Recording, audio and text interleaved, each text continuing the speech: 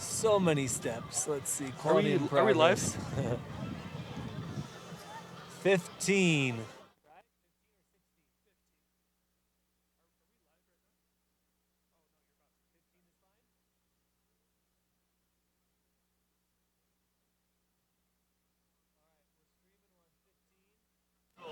Check 1 2, check 1 2. How's that volume there, Brandon? Are we echoey? Are we locked in? We sounding good? Matt's got the best voice out of the both of us. Oh, you flatter me. Try 16. We're going to 16. I'm not going to stop the broadcast. Sorry. Here we go. 16. It's like softly sprinkling. Matt's trying to cover me with the poncho. All right, we're on 16 now. Here we go. Hillcrest.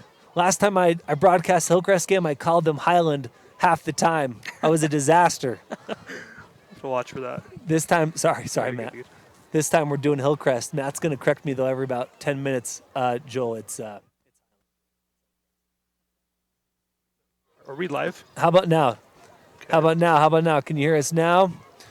So,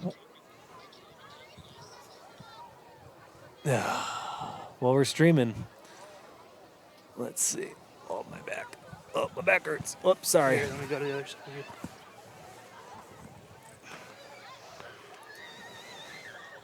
Check.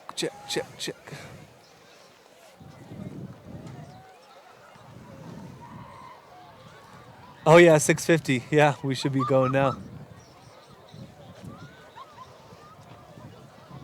Okay. What's our channel, Matt?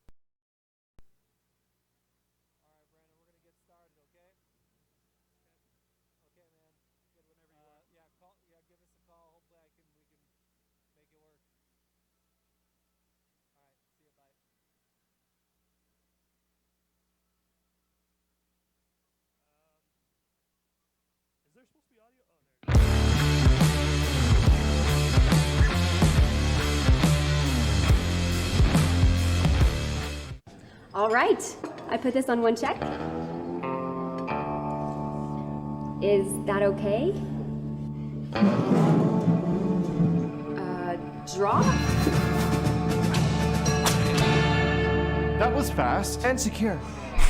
It's Mobile Wallet from Lookout Credit Union.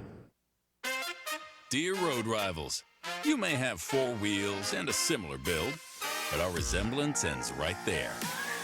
Later, Toyota. Find yours at Toyota.com. Toyota. Let's go places. Welcome to What If, Idaho, the home of 1,000 paths for those that embrace possibility.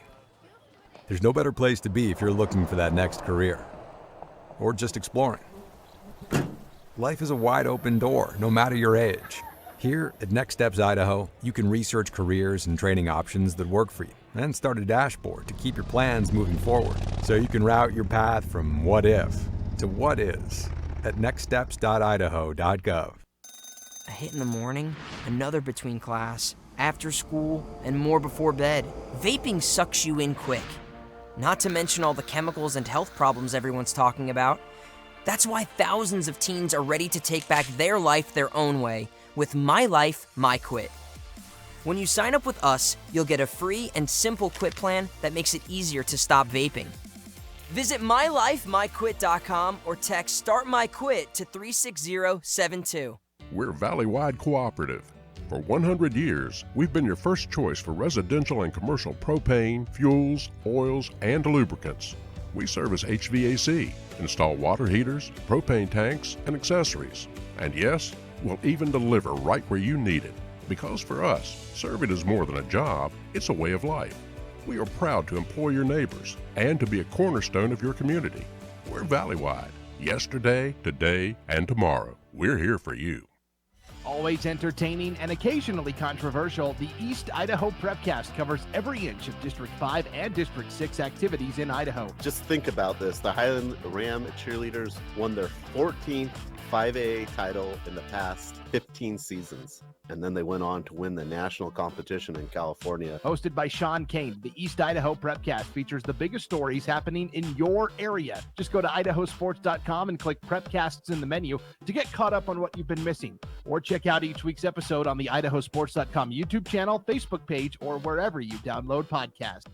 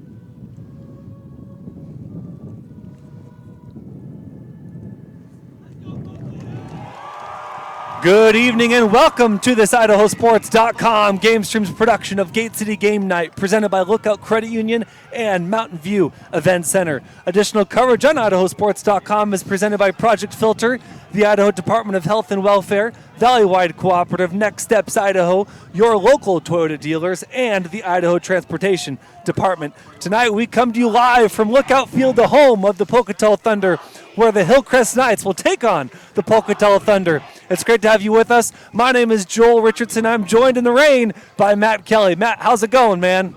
It feels like a football night, right? It's a little rainy, Hillcrest Knights visiting Pocatello Thunder. Neither of these teams care. We've been looking forward to this game all week. The players have been, coaches. I've talked to a few parents, colleagues, folks in Pocatello, folks in Idaho Falls, and everyone's super jazzed for this matchup. Right. You know, we have two powerhouses, quite frankly, in the state of Idaho coming together tonight. We talked about rankings. Both of these teams are top four, if not, we're even thinking top two at this point. Yeah, it's really exciting because both teams coming off huge thrillers. Of course, last week Pocatello loses after having about 5 chances to get in the end zone. Hillcrest wins off of a walk-off Hail Mary touchdown. And then and so both teams coming into this game hungry to see who is really the top dog in East Idaho. There's still Bishop Kelly out there. They're undefeated in West Idaho and out there in Boise. But these two teams, probably two arguably of the top 4 teams in 4A football here in Idaho, Matt. Yeah, absolutely.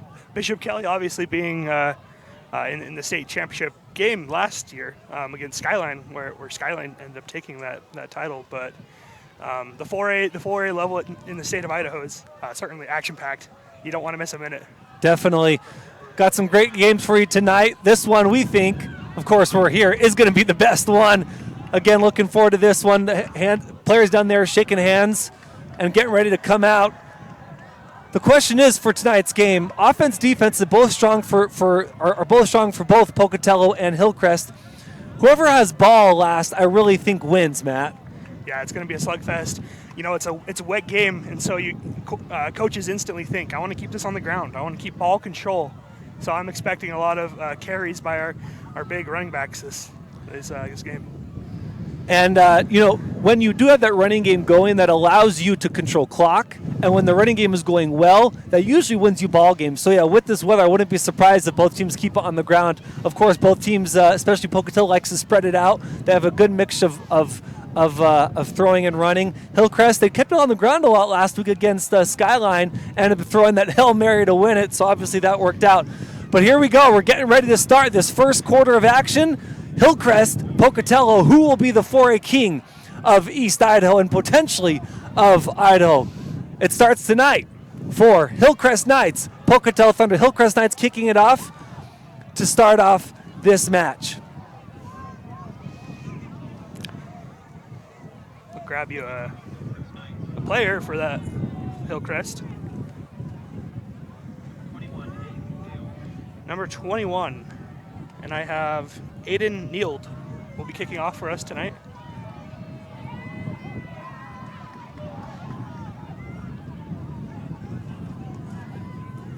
And just as the rain is starting to let up a little bit, the wind picks up, Matt. So that might be a factor with some of the special teams action by both teams. Both teams have good kickers. Can kick those 20-plus yard field goals.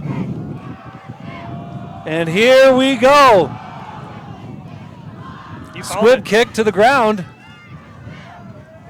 Kick to the 10. Come out. Nice little return there. And he'll get stopped at about, as he's keeping his legs on the ground. I spoke too soon. Finally, the play is called dead. Nice return there by number 10. And that was Hunter May. Hunter May, of course, played quarterback a lot last year after Dre Contreras went down with season-ending injury, ended up being.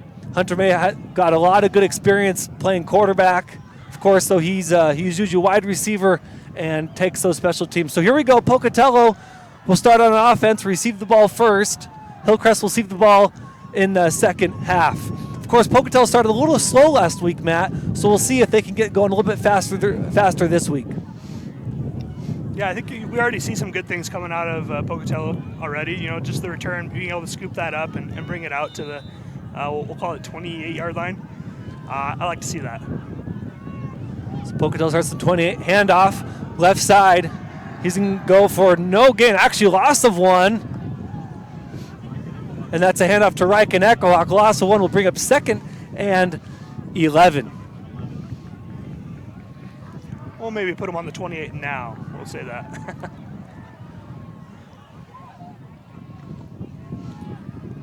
As I'm looking around, we see clear skies just off to the west of us, and of course, coming from the east, it's still a little dark, but obviously the sun's setting. So hopefully that bodes well for the weather here. Long throw. It's up in the air, and that's completed. Great throw from Dre Contreras to number 2.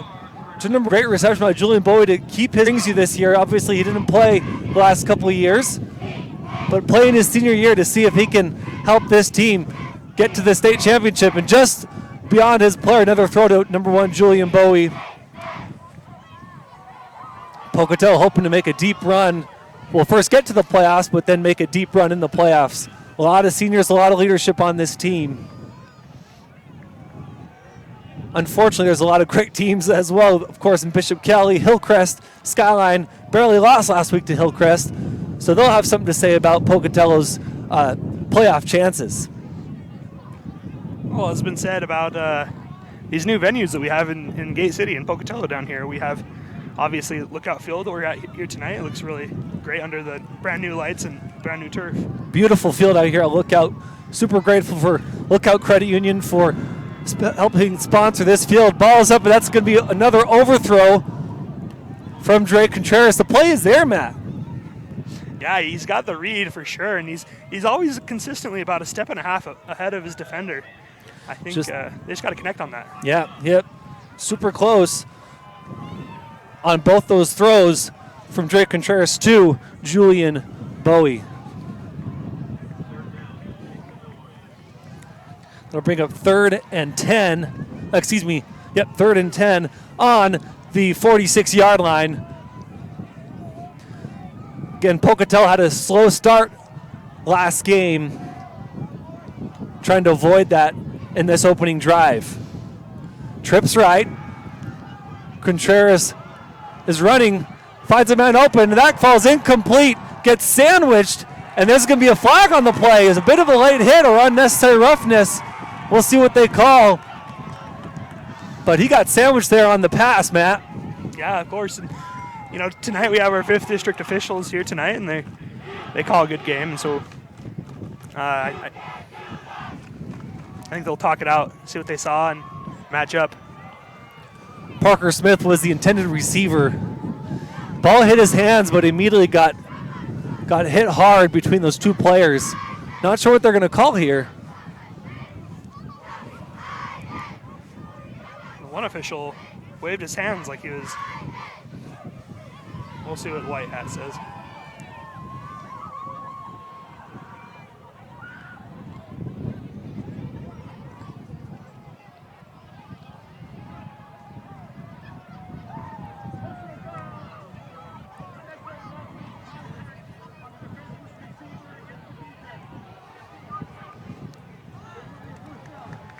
Okay, so not sure if you could hear that, but it was an unnecessary roughness on Hillcrest to a defenseless receiver. So that's going to be an automatic first down and 15 yards. It was a strong hit, but I like how they're trying to protect these defenseless receivers. Yeah, and that's a new thing they're picking up here in high school. I like to see that kind of change being made to protect. And 5, touchdown! Huge hole by the offensive line, and Ryan Echohawk finds it. Gets in for 6. Touchdown, Pocatello. Talking about efficiency. The Thunder just marching like a thunder all the way across the field. Started on their own 29, taking it to the house on the first drive of the game. What a way to start. Great play there by the offensive line. Nice hole, and Echohawk, he barely had to.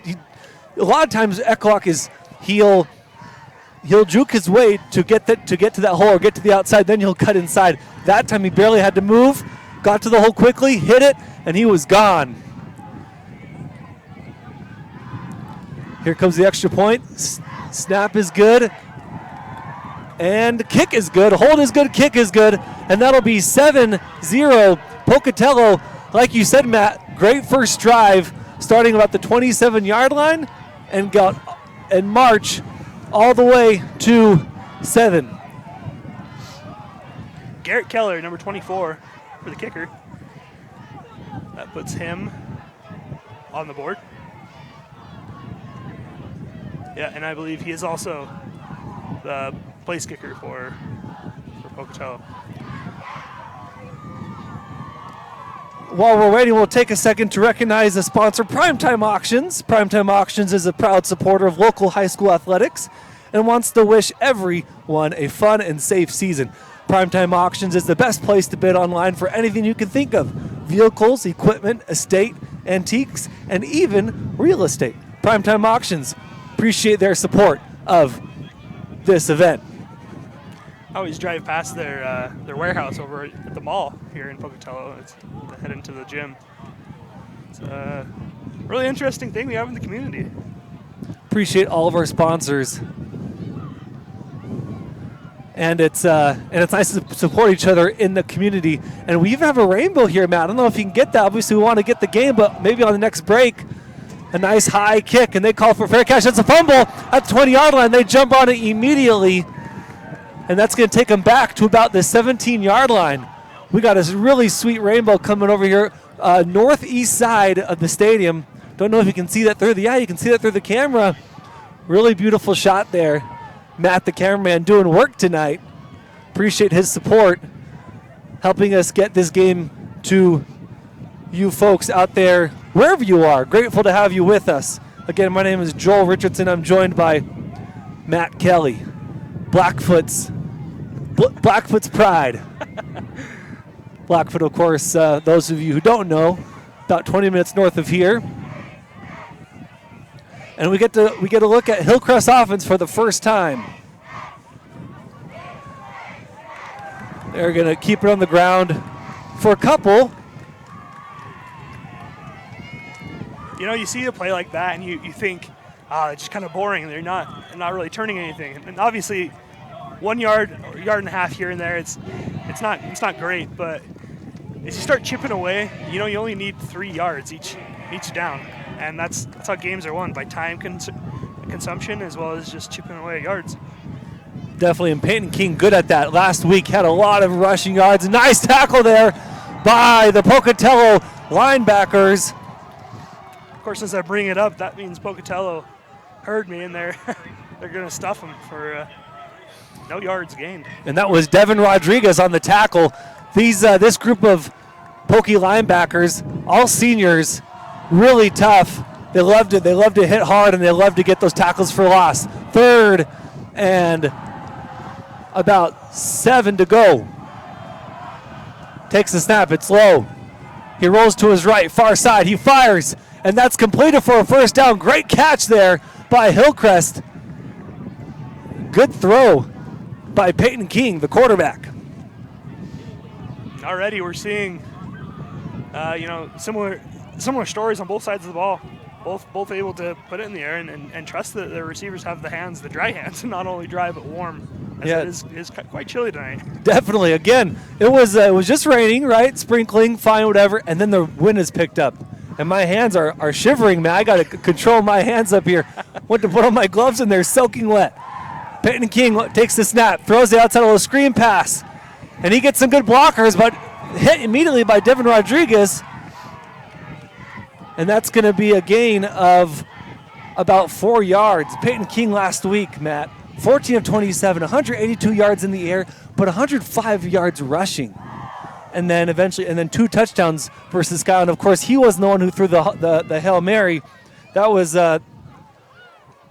missing his name, but they pulled Peyton King, and they put in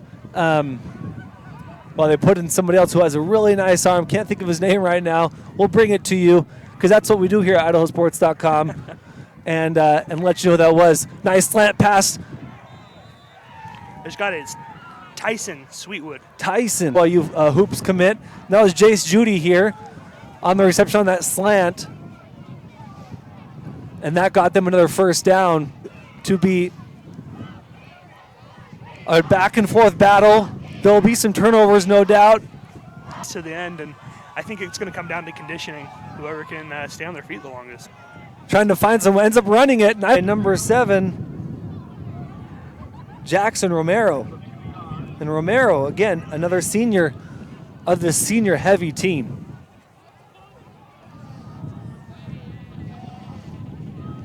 As I look down at Pocatello, I see a lot of size. I see a lot of guys. They're pushing 6'3" and taller. That's something you don't totally expect that in Idaho, right? But tall guys. Nice tackle for a loss. Well, actually, he's going to get back to the line. Oh, they give him a spot at the line of scrimmage. So he'll get a gain of 1 on the run, and that'll bring up 3rd and 8 on the 44-yard line. 5:23 to go in this first opening quarter of action. Pocatello scored first, struck first off the touchdown run by their running back. Quarterback takes a snap, and he'll get back. He'll get the first down there, Matt. Nice run by Peyton King. Again, 105 yards last week. Peyton King knows how to follow his blockers and find those holes. I think they said Anderson picked up the tackle. And we'll give credit.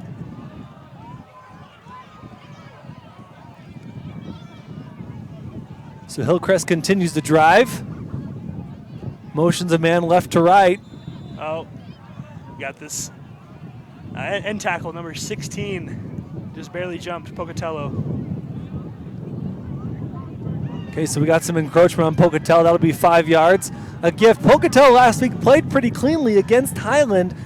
Yeah, they did commit some turnovers, but in terms of penalties, and especially in that second half, very clean football. Yeah, you know, chalk it up to the weather, right? It's a little chilly tonight. You're going to have tight muscles. I expect to see a little bit of that tonight. Yeah, they want to get the play moving.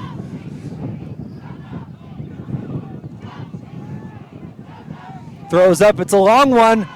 He's somewhat open, but too much touching. That's going to be a pass interference on Pocatello. No question about that one. He had his man, but Pocatello was able to catch up from the by holding on to him. So that's going to be 15 yards from the previous spot.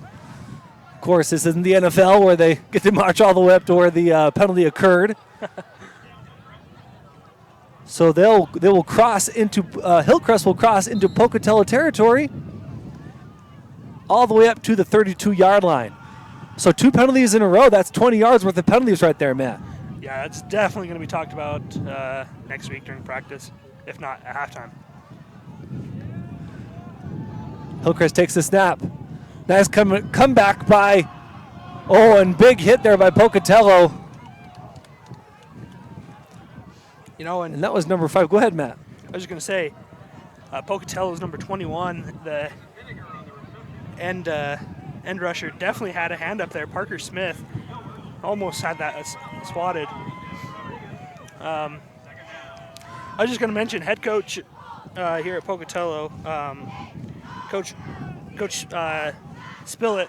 He really runs a clean shift, and it's something that he's definitely going to address at halftime. You know, I mentioned that earlier, but it wins or loses games, quite frankly, and tonight that's going to be the contributing factor. Yeah, definitely. When you give a team 20 yards opening quarter in the matter of just probably a minute 30, less than a minute, that's not gonna spell well for your team. That's a nice run to the left side for about 4 yards.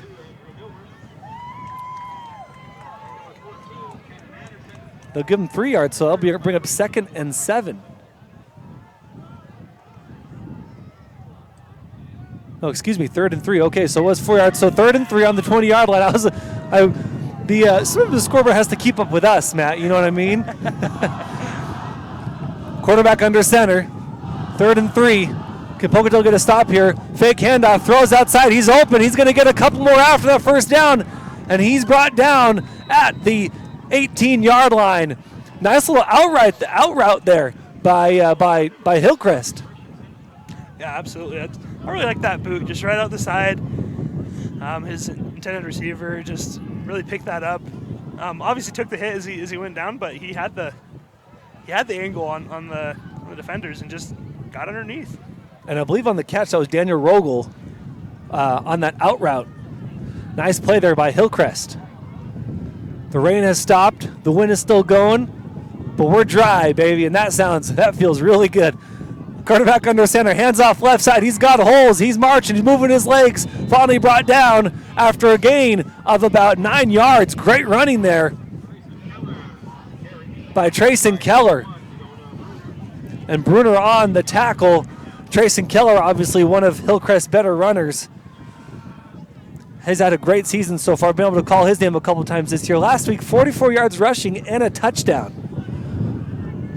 I almost see a trend happening with football today. You know, we see a lot more stouter fullbacks taking up the middle in these red zone situations. We got a false start for Hillcrest. So Hillcrest will march at 5 yards back.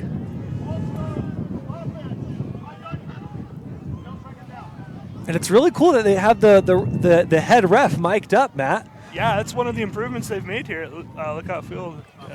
Obviously, we're at Hawthorne Middle School here in Pocatello, but really a great venue. We see the foothills just behind us, beautiful sunset out to the west. Really a great spot to play football. A great addition to the community.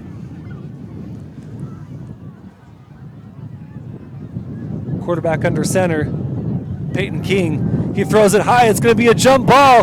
Little push off, but he is in for 6. Touchdown, Hillcrest.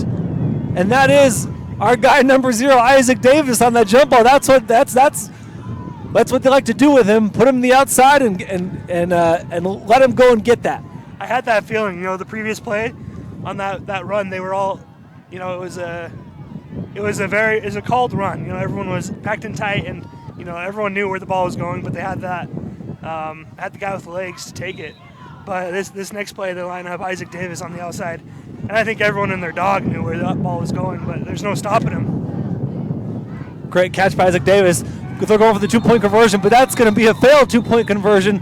Play blew dead, and so Hillcrest will only get 6 on after the touchdown. But great catch by Isaac Davis in the end zone. Like you said, everyone and their dog knew who was going to there.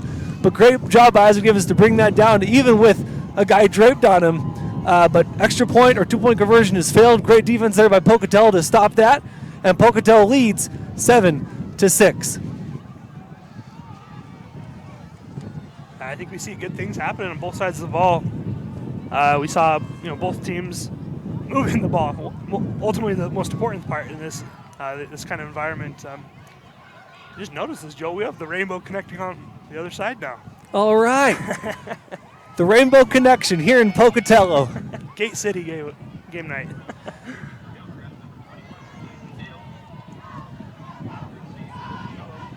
Jason Neal to kick.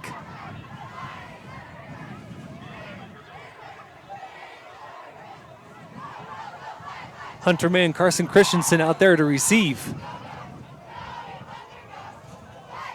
They probably want to avoid kicking to Hunter May, right, Matt? Another pooch kick. A little fumble, but he eventually receives it. Has a blocker, and he follows him. Has a couple blockers. Nice holds there, and great running there by Hunter May. Finally brought down at the 40-yard line. Great vision by Hunter May on that one, Matt. Yeah, you called it. You said don't give it to Hunter May, and he somehow found his hands on the ball and took it up once again out of the red zone and gives Pocatello a decent field to start. I was looking out over the crowd here, Joel. It's pretty packed. If I'm being honest, the Pocatello faithful really filling up these stands. We have the student section over here to our right, just a raucous group jumping up and down. They're in their neons tonight.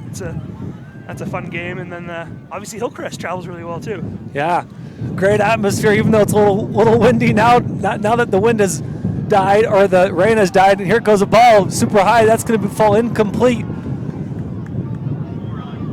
Intended for number 4, Alex Wynn.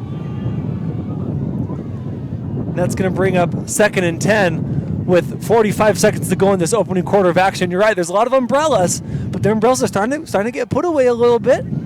And jackets were, of course, already on, but that wind picking up, and it's cold. But student section nice and full here at Pocatello. Good amount of people in the stands despite the weather.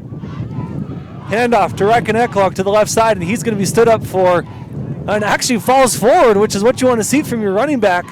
Great run by Reckon Ecklock to get a couple out of nothing.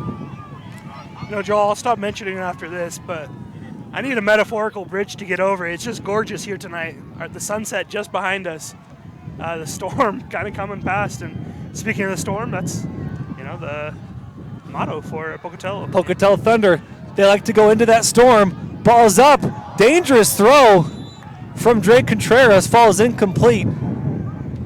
Brings up fourth and about 6. And that was to Hunter May, who had that nice return to start this drive. 13 seconds to go in the opening quarter of play.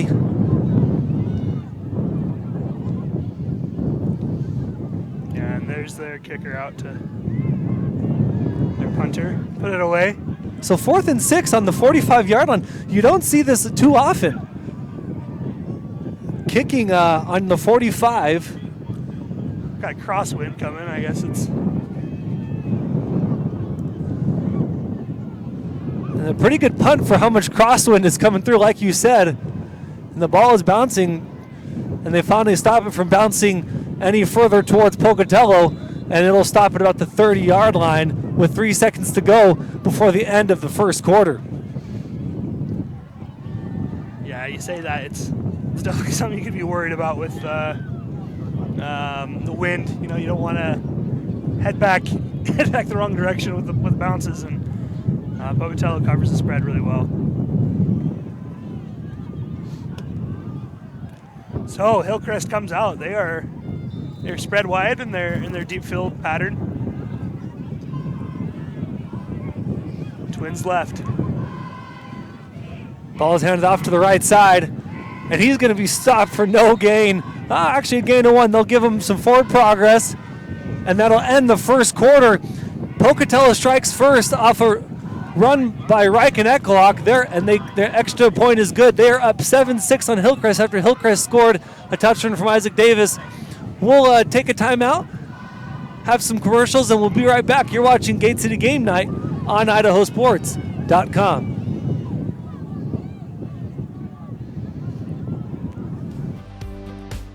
An Idaho-based credit union is leading the way in community initiatives and charitable partnerships. Recognizing a need for change, Lookout Credit Union underwent a major transformation to put its employees and their community first. Through 2 strong initiatives, Lookout Credit Union is ensuring a brighter future for its community. To find out more, visit www.lookoutcu.com. All right, I put this on 1 check. Is that okay? Draw? That was fast and secure. It's Mobile Wallet from Lookout Credit Union. Welcome back to Gate City Game Night on IdahoSports.com. Start of the second quarter. Pocatello up on Hillcrest Knights 7-6. Pocatello struck first off a nice run from Reich and Echohawk, and Hillcrest strikes on the next drive off a pass to Isaac Davis. Here's a pass to the left side, and he's breaking tackles. Finally gets brought down at the 42-yard line. So as we were saying, Hillcrest Knights, they were able to get that really great touchdown throw to Isaac Davis, but the extra point was no good. Brings their score to 7-6 to start the second quarter. Yeah, and I guess that's going to be something I'm going to have to pay attention to as Hillcrest goes further into the season. It almost seems like they don't trust their place kicker to put it up in the uprights. Maybe it's a crosswind tonight, but you know that QB keeper on the outside, you got to wonder what was going on there. Twins to the right, quarterback in the shotgun. And movement on the line. That's going to be a false start. So that's kind of tracking the penalties a little bit. That's 10 yards now against Hillcrest. I think Pocatello's at 20. So, I mean, we're not going to be writing down these penalty yards all night, but an interesting start to this first half. Pocatello giving up 20 yards off penalties. Hillcrest 10.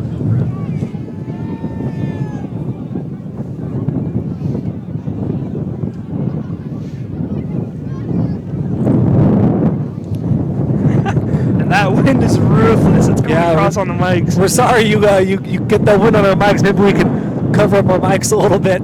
But yeah, it's windy. Hey, it's southeast Idaho. The wind blows here. Quarterback running to his left, trying to find some space. Gets the ball, but that's going to fall incomplete.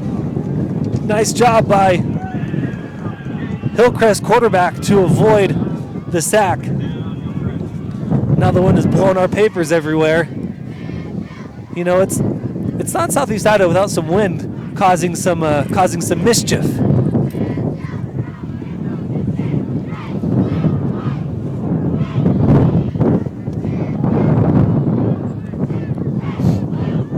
Peyton King doing a good job so far leading his team in the shotgun. And he hands it off, but that's going to be a loss of a couple and then some more. After Pocatello again, their linebackers. Kastuki on the tackle. Great job by that guy. Yeah, he read that like a book right from the hands of They say in football, there's no play for 3rd and 26 on their own 30-yard line. Probably want to just get themselves in decent field position for a good punt and get the ball, play it safe, and they end up on the 30, about 36-yard line. Will bring up probably the special teams unit for a 4th and long with 10:02 to play in this second quarter, opening half of action. Terrific to have you with us. Punter will back up. That's a decent punt for the wind. And the ball does get a positive Hillcrest bounce. About 15 yards and almost blocked, but got it away. So Peyton King on the punt does just about everything. He runs, he passes, and he punts. Wonder if he makes some breakfast too. So Pocatello Thunder will take over. Dre Contreras in the shotgun. He got twins to his right, a tight end to his left, and of course Ryan Echohawk on his right hip. Dre Contreras throws, hits as he throws, and that's going to be incomplete, but that's going to also be a pass interference. The pass was intended for Hunter May, but he was tripped up as he was going for the ball. But Dre Contreras takes a hit on that play, something you probably don't want to see if you're Coach Spillett. Yeah, absolutely. You know, and Pocatello fans definitely like that call. So 15 yards from where they were at, and that'll march us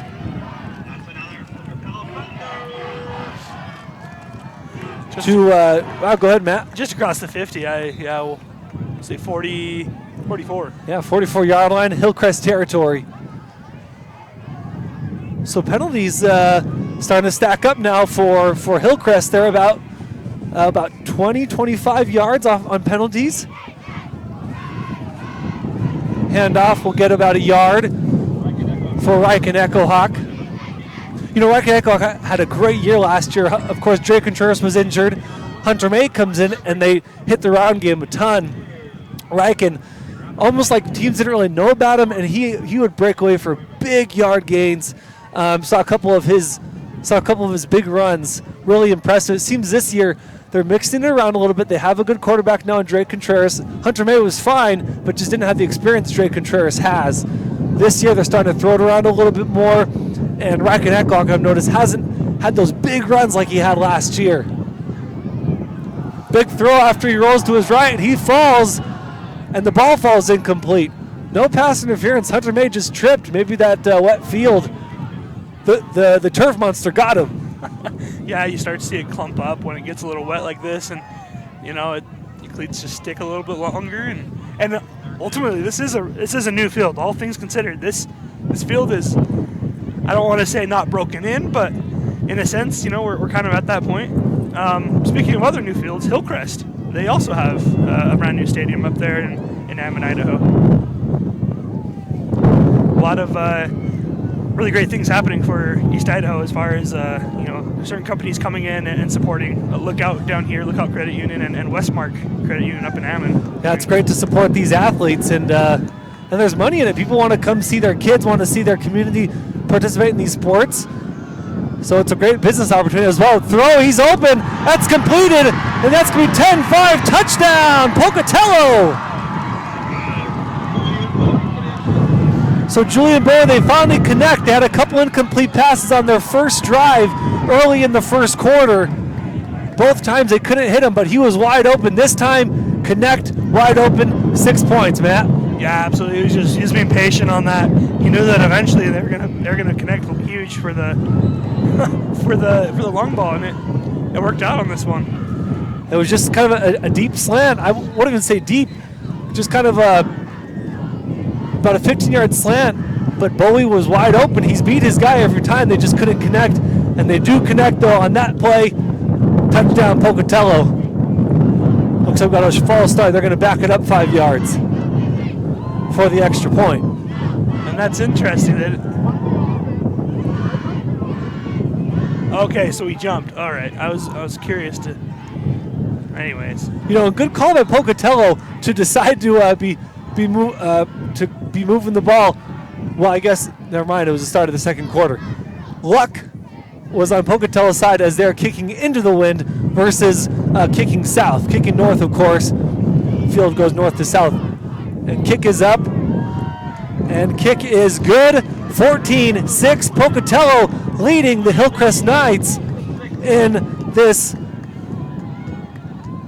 match of big-time 4A teams in this 2023 season. We talked about these new venues coming in for the fields. It's an exciting thing. We were just talking to some of the administrators downstairs before the game started, and they had soccer underneath the lights just earlier this week.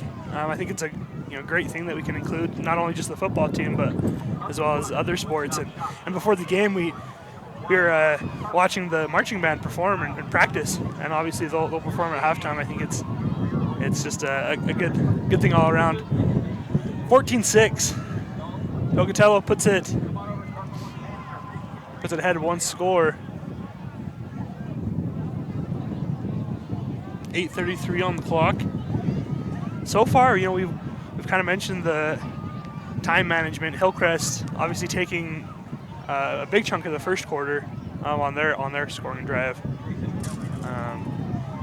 But I guess just as it lies, Pocatello being able to both stops on both ends, but Pocatello being able to convert on this side. Kickoff goes deep into the end zone. We'll bring it out.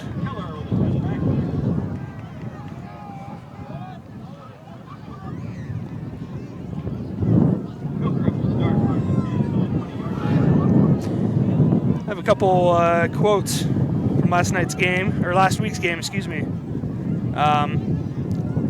Coach Mossholder was really kind of vocal about his team. He said that after the Hail Mary pass to Davis, he had mentioned that Hail Marys are prayers. We got our prayer answered tonight, but it wasn't the prettiest game. No doubt that with on that Hail Mary, their prayers answered by Isaac Davis. As that pass goes to the outside for a gain of about 5. And that was to Taysom Pinner. Go ahead, Matt. That's really important for this Hillcrest team because Isaac Davis isn't always going to be here, and it's also, Isaac Davis. He's ultimately a basketball athlete, and so you don't want to put too much pressure on him right now in the football season. Great tackle there by number 6 of Pocatello.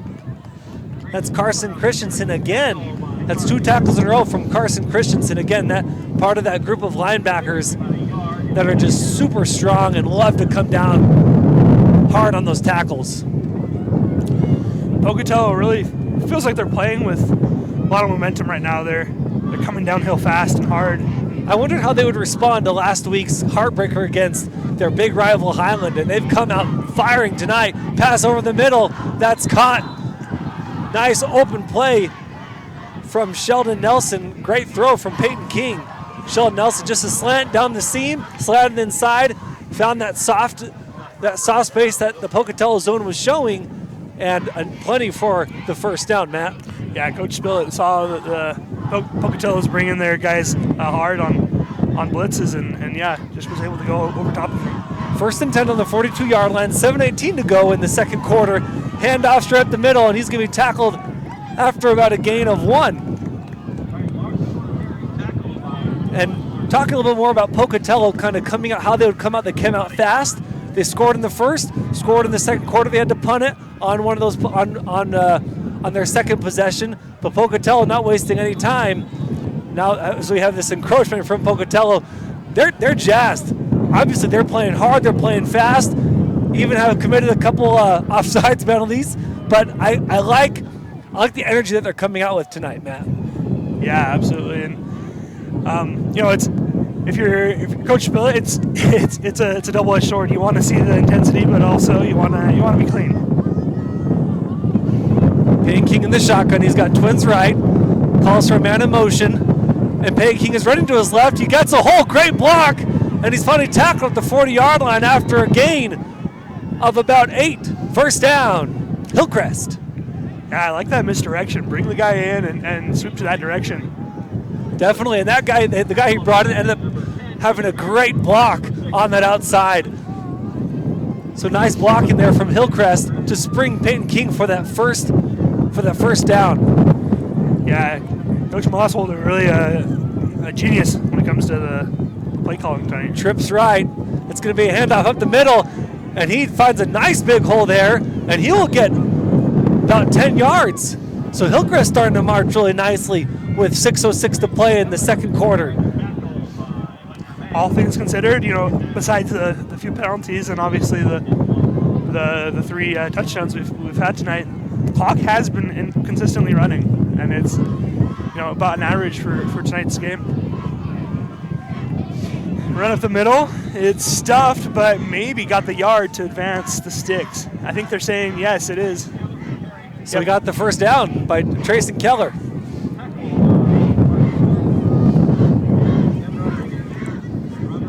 Trayson Keller having a nice season. Again, last week about 44 yards and a touchdown when playing against the Skyline Grizzlies. Trips right again. This time, Peyton King rolls to his right, looking for a man, finds a man in the shallows, and he's tackled after about a gain of 1. Good pursuit there by Pocatello to not allow number 6 to get any more yardage. That was Sheldon Nelson again on the pass. So Sheldon Nelson getting a lot of touches tonight, Matt. Yeah, absolutely. And Hillcrest Knights really, going the distance on this play, just the wrong distance, right? We're going laterally. We want to be going vertically down the field. Trips left. Yeah, I'm interested to see what goes here. Maybe a screen pass to the left side, Matt. We'll see. Nope, it's a run by the quarterback. A little misdirection, and he will get a couple more yards. Peyton King on the run. We'll say gain of 5. It picks up 3rd and about 4. So that'll bring up 3rd. And like you said, 4 yards, 4:18 to play on the 28-yard line. Hillcrest would love to punch one in as they're down 14-6 with little time remaining in the second quarter of this first half. Peyton King calls an audible. Backs up back in the shotgun. Moves his man over. Says, "You're taking too long, fella." Takes the snap. Throw to the outside, and that's intercepted. Does he come down with it? Yes, he does. Interception, Pocatello. Peyton King, as soon as that ball came out, man, I thought that ball is too slow. Carter Stuckey saw the same thing we were seeing. Interception. Bobbles a little bit, but comes out with the interception. He's got good hands and a good read.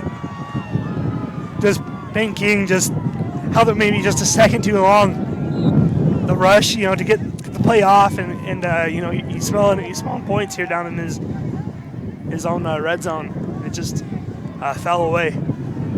And luckily, the ball was a little bit bobbled, and also Hillcrest had a guy right there, because those screen plays that are read really well by the defense, those become pick sixes, Matt. Absolutely.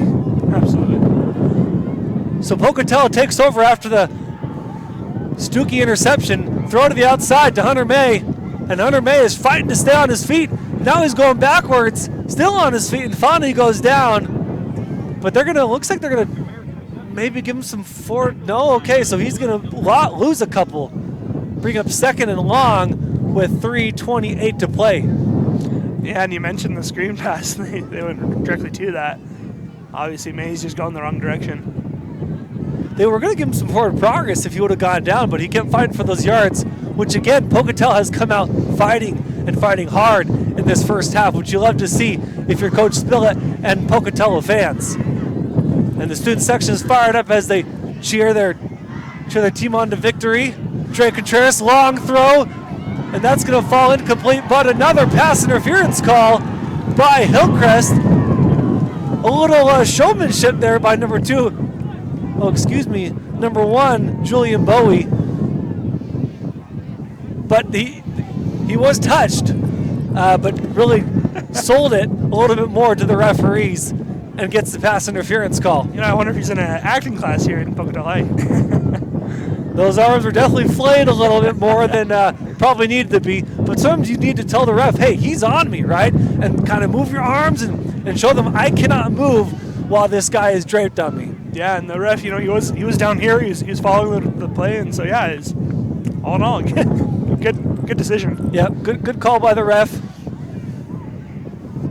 Bring up 1st and 10 on the 40-yard line with 2:57 to play in this opening half of this 4A non-conference, but potential playoff implication-based game. Wouldn't be surprised to see these two play each other in the future in November. Drake Contreras in the shotgun. He's got receivers to his right. He's looking to throw to one. He does. That throw to Julian Bowie. And Julian Bowie gets the first down, and then more, about a 15-yard gain from Drake Contreras to Julian Bowie. You say the word November, and it makes me worried already with the temperature tonight. Obviously it only gets colder, but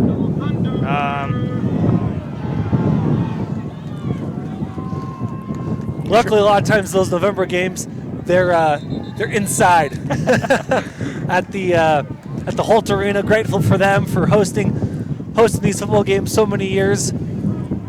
High school football, it's a lot of fun for a high schooler and their fans, their parents, students to go in those big college arenas, right? Those college fields, and play and watch in those big venues. There's also renovations happening at Holt. I don't know if you've seen that in there. They what I'm excited for, the press box has an elevator now. All right, a little less walking there. Although we won't be able to burn our calories as well. Drake Contreras rolling right. That's going to fall incomplete as he was trying to avoid the sack. Some good sportsmanship from Hillcrest and Drake Contreras' own teammates to pick him up. 2:13 to play in the second quarter. Pocatello up 14-6. We find ourselves on the 40-yard line. Drake Contreras getting the call from his coach. Looks like Coach Spillett calling the plays there. And he's smart. He's got his beanie on, Matt. No gloves, though. No gloves. But he's beanied up. Looks like he might even have some snow pants on. So he was ready for action tonight. Contreras in the shotgun. Bracken Echoak tries to spring free for a pass, but can't. Contreras will take it himself, and he's going to be tackled. Great pursuit there from Hillcrest. But Drake Contreras will get almost the first down. And that was a nice tackle from Omri Brown. Great pursuit, Hillcrest's Omri Brown. So 1:47 to play. Clock is continuing to run.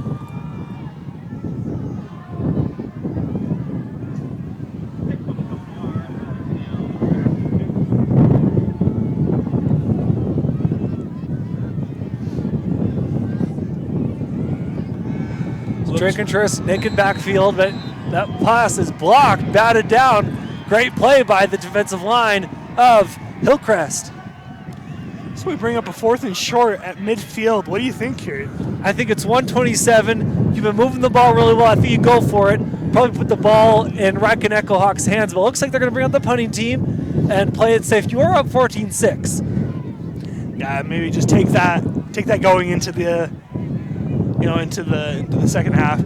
And like we mentioned before, he has the wind at his back, and so you can really pin him deep here. Yep, Garrett Keller on the as a senior on to punt, and the ball kind of gets away from him, and that's going to go out of bounds at about the 26-yard line. Oh no, they're going to move him up. Never mind, to the 34-yard line. Never guess, Matt. That's one rule I still continue to disobey of myself. Never guess, because you'll usually get it wrong. Anyway, 34-yard line. Go ahead, Matt. Yeah, he had the distance on that punt. You need to straighten it out. Got the wind. It just picked it up and like a sail. Went out of bounds. Looks like the lines are starting to get long on the concession stand here at the Lookout Credit Union field. Get some hot chocolate. Warm yourself up there. Peyton King in the shotgun. He's got receivers on both sides, and he'll take it himself. Gets a couple blockers, makes a couple guys miss, and finally is brought down off the spin move for a gain of about 10. Almost the first down. Second and inches will bring up second inches with 1:13 to play. So Pocatello gets a turnover. Carter Stuckey on the interception, but they don't get points off it. Points off turnovers is a big statistic. Weren't able to achieve that, so Hillcrest kind of got to breathe a sigh of relief because they could have gotten down by 21, 22 points there. Peyton King in the shotgun runs to his left, trying to escape tacklers, and he does, and he gets the first down, and then a couple more, to the 40, about the 48-yard line. Nice run there by Peyton King to get the first down and to run out of bounds and stop the clock. Yeah, Coach Mossholder really wants to, even things out going into the second half, going into locker room to talk about this first half of play. Peyton King in the shotgun. He's got receivers on both sides of him. Takes the snap. It's going to be a throw. He runs to his right, looking for a man open. He's got a guy pursuing, and that does. He gets it completed. Trying to get to the out of bounds, trying to get to the line, but can't get there. The play is called dead. A few players slow to get up. After a few players, that's right, Matt. Slow to get up. And that pass was to number 5, Tayson Pinniger. Hit hard. He's got that right knee brace going, kind of to protect that knee, allow for some mobility while also keeping it safe. Timeout Hillcrest. Nice tackle there by Robert Reed, but timeout Hillcrest. We'll take a timeout as well. You're watching Gate City Game Night on IdahoSports.com. I'm Connor from Idaho Falls. In high school, I started having trouble with my muscles. Playing football, kids half my size were pushing me around. My mom and I spent months traveling the country looking for answers. We finally got one right here at Ermac. I have a rare disease that causes my cells to lose energy. After 2 years of using a wheelchair, the therapist at Ermac taught me how to walk again. Now I can do the things that I enjoy and live the life I want. That's why I say, take me to Ermac.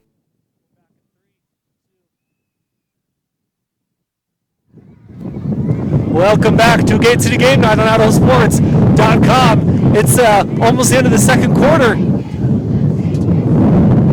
2nd and 4. Peyton King on the throw on the slant. Great little screen pass, and he gets a big gain all the way to the 32-yard line with 27 seconds to go and 2 timeouts. Hillcrest sitting pretty to try to punch one in before the end of the half.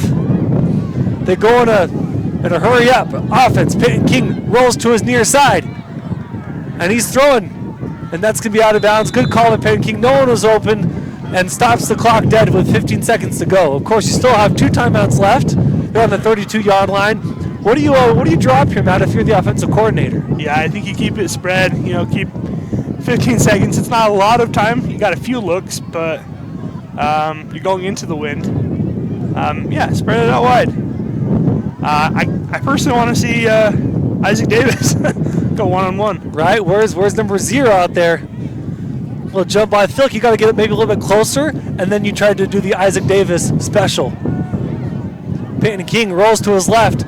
10 seconds to go, and he's finally tackled after a gain of a couple. And they'll call timeout. Definitely. With 7 seconds.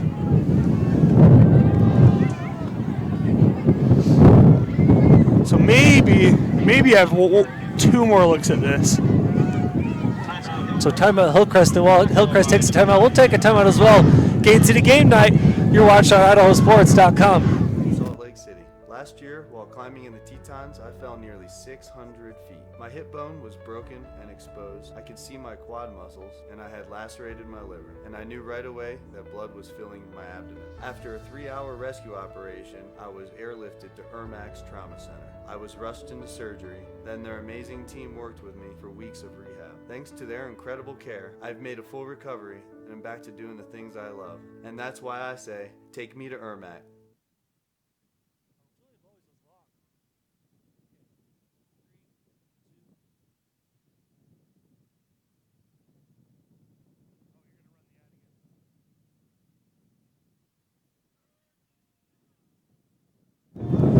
Welcome back to Gate City Game Night on IdahoSports.com. Second quarter, 7 seconds to go. 14-6, Pocatello is leading.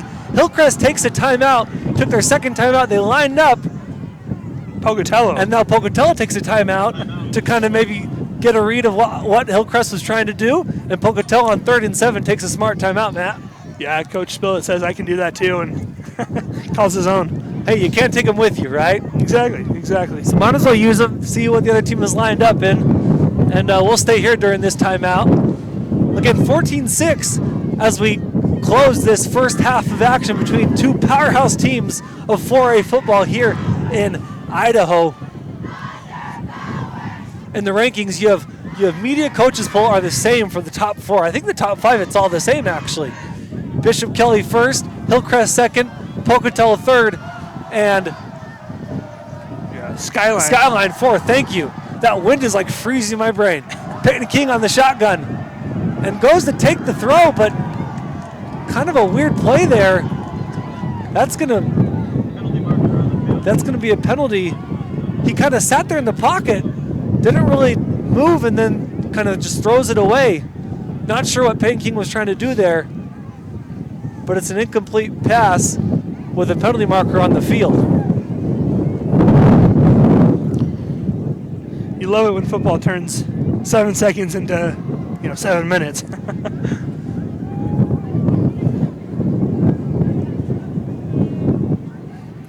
They would always tell our parents, oh, the game's almost over, 2 minutes to go. But 2 minutes takes 20 minutes for sure.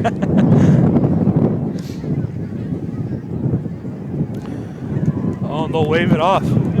So no penalty. I think they were going to call intentional grounding, but I think there was a receiver in the vicinity, and so no penalty. Yeah, he didn't get out of the tackle box, and so it's just the initial reaction to toss that on that play. And Hillcrest will call their final timeout. So Hillcrest calls their final timeout. Pocatello, I think, still has 1 or 2 more left in their back pocket, so we'll see maybe if Coach Spill wants to call a timeout after Hillcrest lines up.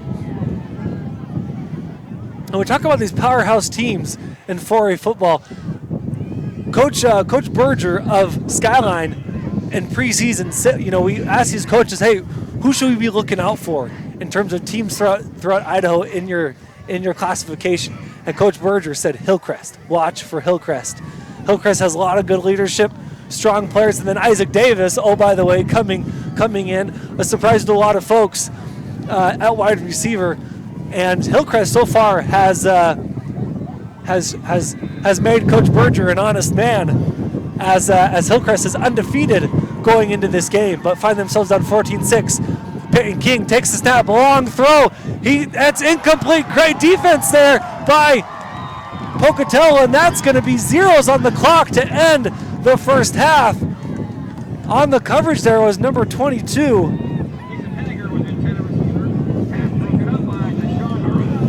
By Tyshawn Harrell, and Pinniger was the intended receiver, but that falls incomplete. Great defense by Pocatello. Good throw, but just better defense by the Thunder. We'll take a break. We'll come back for halftime show, and we'll give you some stats, maybe and some scores around Idaho tonight. You're watching Gate City Game Night on IdahoSports.com.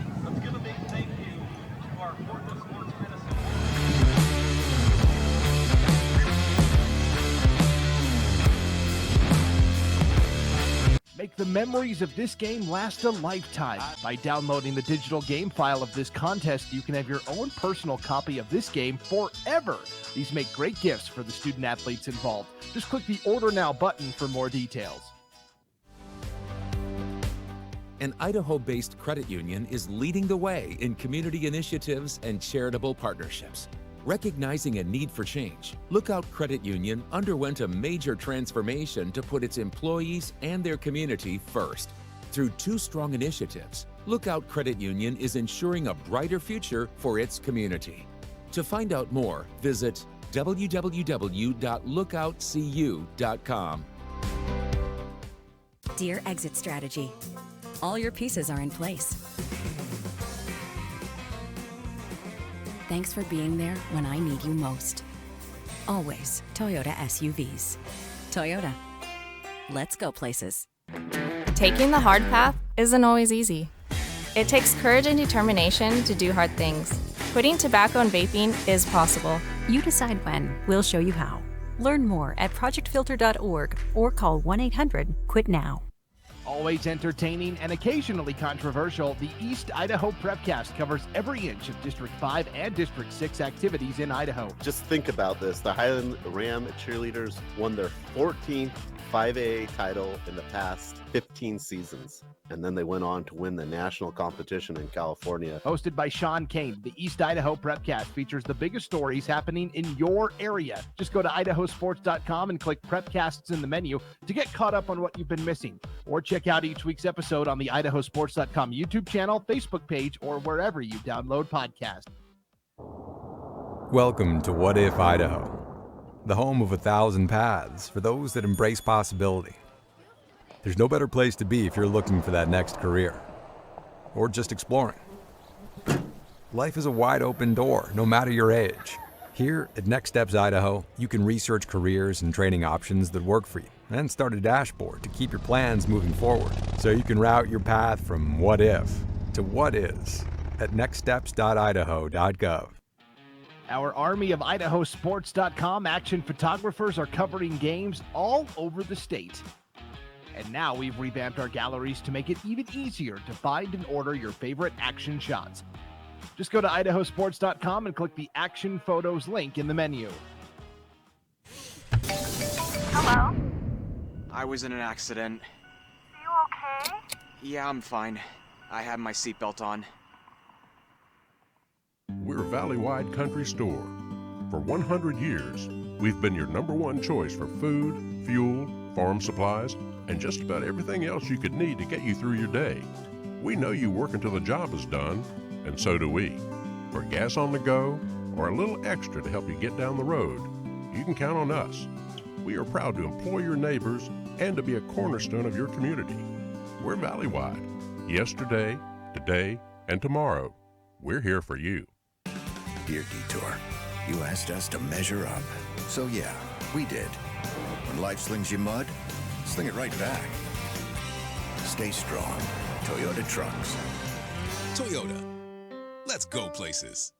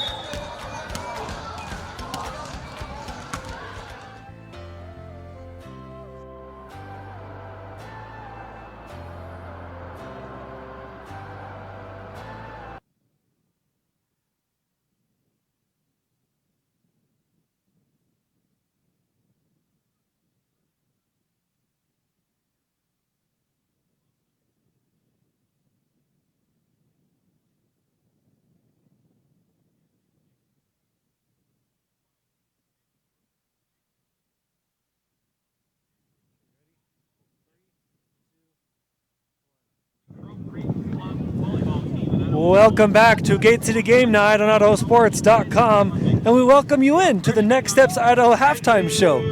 Thinking about what's next for your career or education? Next Steps Idaho can help bring you closer to the life you want to lead. And as you see at the bottom of our screen, Pocatello at halftime leading the Hillcrest, Pocatello Thunder leading the Hillcrest Knights 14-6 on this initially rainy night turned into a windy night, Matt.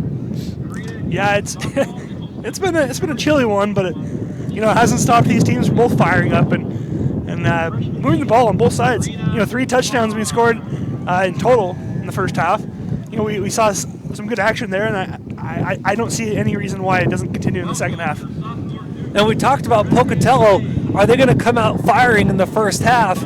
They kind of struggled to get going against Highland last week. Highland, a great 5A team, arguably the best 5A team in the state. Pocatello had a hard time getting going. They finally got going in the second half, so we wondered, how will Pocatello respond? How will they come out in the first half against Hillcrest? And they came out firing. Echohawk busted open for about a 20-yard touchdown on their opening drive of the first quarter, and that was followed by that was for Pocatello. And then for Hillcrest scores on their first possession off that Isaac Davis jump ball in the northeast side of the end zone. And that was the end of the first quarter in terms of scoring. And then the second scoring, Julian Bowie caught just a nice kind of 15-yard slant route, but got open. And that slant route was open a lot of that first drive, but they couldn't quite connect, Matt. But finally, they connected in the second quarter for a Julian Bowie, about 25-yard touchdown. Yeah, like you said, we kind of predicted a little bit of a run game tonight. Attack by ground, but both teams have demonstrated the ability to get it done by air. Our touchdowns scored, multiple touchdowns scored by air, besides the one on the ground. Yeah, because Echohawk did get that rushing touchdown, but the other two have been throwing touchdowns by both teams, and that's our score, 14-6 in this first half of play.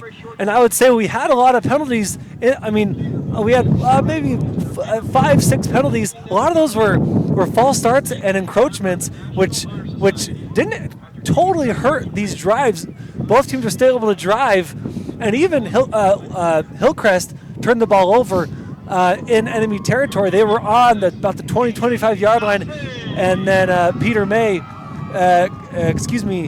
Hunter, Hillcrest quarterback, King, thank you, ends up throwing the interception to Carter Stuckey, who was tackled. So that killed their drive, but Pocatello didn't end up scoring off that turnover.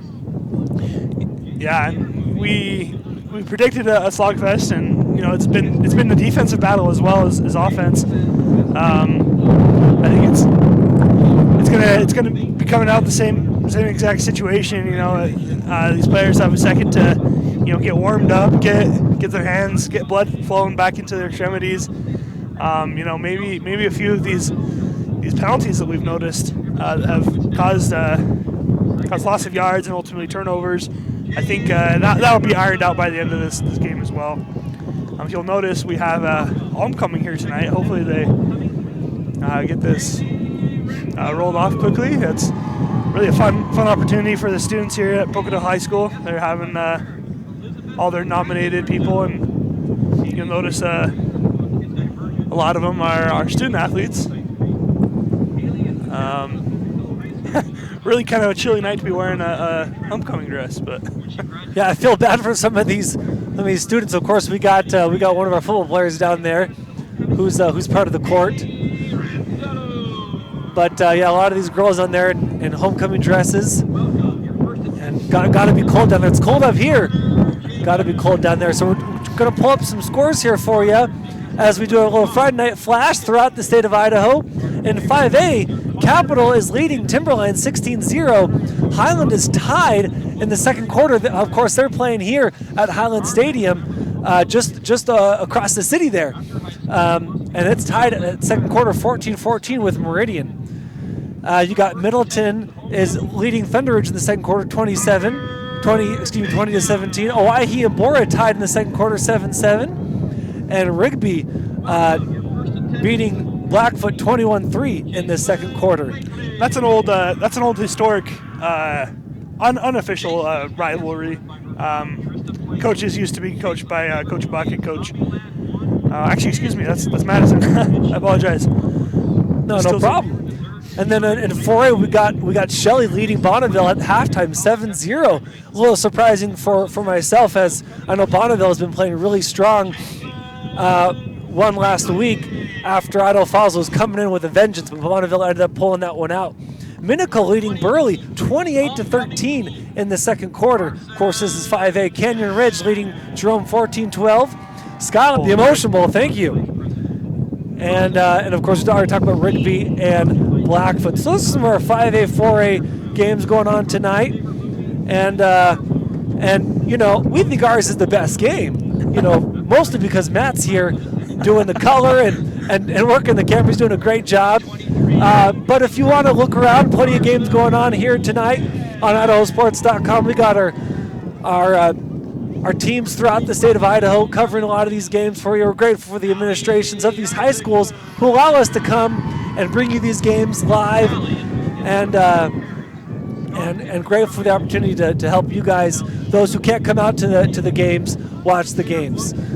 And for that, we'll step aside. You've been watching the next episode of Idaho halftime show here on IdahoSports.com here at Lookout Field. Pocatello leading the Hillcrest Knights. Pocatello Thunder leading the Hillcrest Knights 14-6. Thinking about what's next for your career or education? Next Steps Idaho can help bring you closer to the life you want to lead. We'll be right back.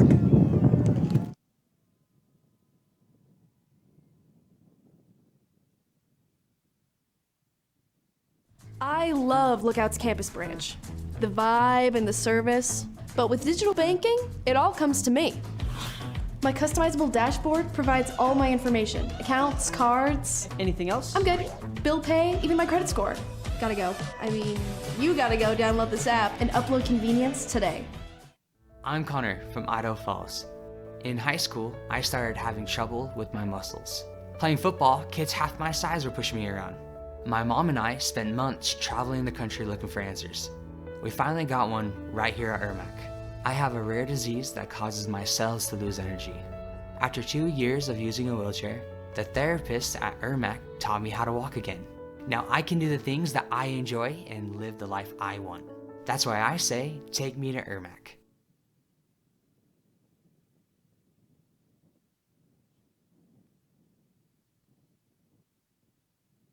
I'm Matt from Salt Lake City. Last year, while climbing in the Tetons, I fell nearly 600 feet. My hip bone was broken and exposed. I could see my quad muscles, and I had lacerated my liver. And I knew right away that blood was filling my abdomen. After a 3-hour rescue operation, I was airlifted to Ermac's Trauma Center. I was rushed into surgery. Then their amazing team worked with me for weeks of rehab. Thanks to their incredible care, I've made a full recovery, and I'm back to doing the things I love. And that's why I say, take me to Ermac. At all our local Teton dealerships, we're committed to our no problem philosophy. No problem means we'll find it, not we don't have it. No problem means the same fair prices that we've always offered on our new vehicles. Because when you shop with us, it's always no problem to buy and service your vehicles.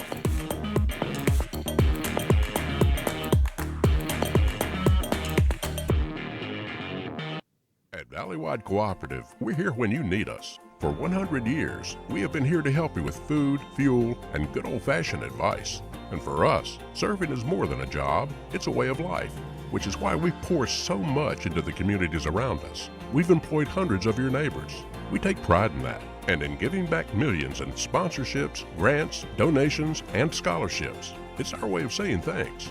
We're Valleywide, and yesterday, today, and tomorrow, we're here for you. Welcome to What If Idaho, the home of 1,000 paths for those that embrace possibility. There's no better place to be if you're looking for that next career, or just exploring. Life is a wide open door, no matter your age. Here at Next Steps Idaho, you can research careers and training options that work for you, and start a dashboard to keep your plans moving forward, so you can route your path from what if to what is at nextsteps.idaho.gov. Vaping sucks you in quick, and the more you vape, the harder it is to quit. Not to mention all the chemicals and health problems. That's why thousands of teens are joining My Life, My Quit. Visit My Life. Oh, and that myth you can tailgate at a safe distance. Or that you could safely weave in and out of traffic. Don't be fooled by myths. You'll get yourself into a hairy situation. Stay focused on the road. Be a legend like me. Have you heard the one about Charlie over at Pale Lake? Taking the hard path isn't always easy. It takes courage and determination to do hard things. Quitting tobacco and vaping is possible. You decide when. We'll show you how. Learn more at projectfilter.org or call 1-800-QUIT-NOW. The memories of this game last a lifetime. By downloading the digital game file of this contest, you can have your own personal copy of this game forever. These make great gifts for the student athletes involved. The photographers are covering games all over the state. And now we've revamped our galleries to make it even easier to find and order your favorite action shots. Just go to IdahoSports.com and click the Action Photos link in the menu. Always entertaining and occasionally controversial, the East Idaho Prepcast covers every inch of District 5 and District 6 activities in Idaho. Just think about this. The Highland Ram cheerleaders won their 14th 5A title in the past 15 seasons. And then they went on to win the national competition in California. Hosted by Sean Kane, the East Idaho Prepcast features the biggest stories happening in your area. Just go to IdahoSports.com and click Prepcasts in the menu to get caught up on what you've been missing. Or check out each week's episode on the IdahoSports.com YouTube channel, Facebook page, or wherever you download podcasts. An Idaho-based credit union is leading the way in community initiatives and charitable partnerships. Recognizing a need for change, Lookout Credit Union underwent a major transformation to put its employees and their community first. Through 2 strong initiatives, Lookout Credit Union is ensuring a brighter future for its community. To find out more, visit www.lookoutcu.com.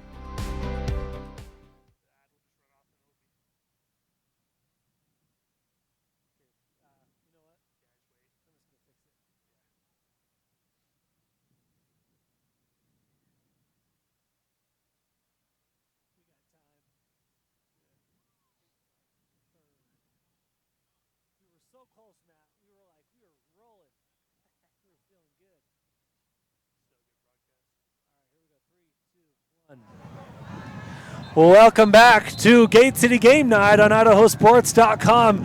It's great to have you with us here at Lookout Field, home of Pocatello Thunder. We're going to start the second half, Matt, of this awesome matchup. 14-6, as you can see on the bottom of your screen. Pocatello's leading.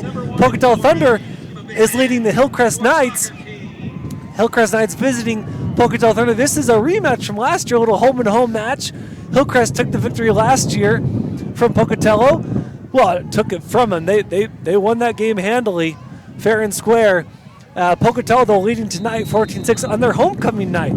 During halftime, had, as we showed you, had some homecoming. And here's a pooch kick, and it's short, but it's called a fair catch there on about the 33, 34-yard line. But great game so far tonight. Pocatello, of course, leading 14-6. The Hillcrest Knights hoping to come out of here with a victory and hand Hillcrest their first loss. Yeah, you mentioned the game last year being played up in Idaho Falls. Just a little bit of mind bender for you. Last year, Hillcrest did not have their new field yet, and so they played, of course, where they have played before at Thunder Stadium against Thunder, just to make things confusing for you, which is the home of Bonneville Bees. Quarterback rolls out to his right, and that falls incomplete. They now are marching with the wind at their backs, but pass falls incomplete from their quarterback. Trying to pull up our names here. Excuse me, a little slow here with Peyton King. Sorry, Peyton King in the shotgun throws it incomplete to his receiver, and that'll bring up 2nd and 10 here on the 30, we'll call it 34-yard line. Peyton King takes the snap, and he takes the ball by himself. Finds a nice little hole, but he's tackled after a gain of 5. Nice run there by Peyton King.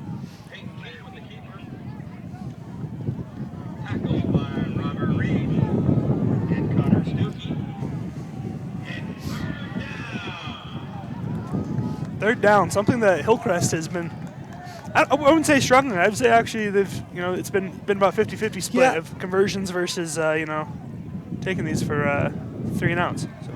I would agree about half with converting and half getting stopped by that Pocatello, and Pocatello brings the heat. High ball, and he will get that first down after forward progress, but he's brought down quickly on the tackle there by Pocatello Thunder's corner. But they'll give him that first down with the with the forward progress. You know, with that wind, I looked at the temperature. We're at 45 degrees out here. Of course, we're standing on top of the broadcast booth.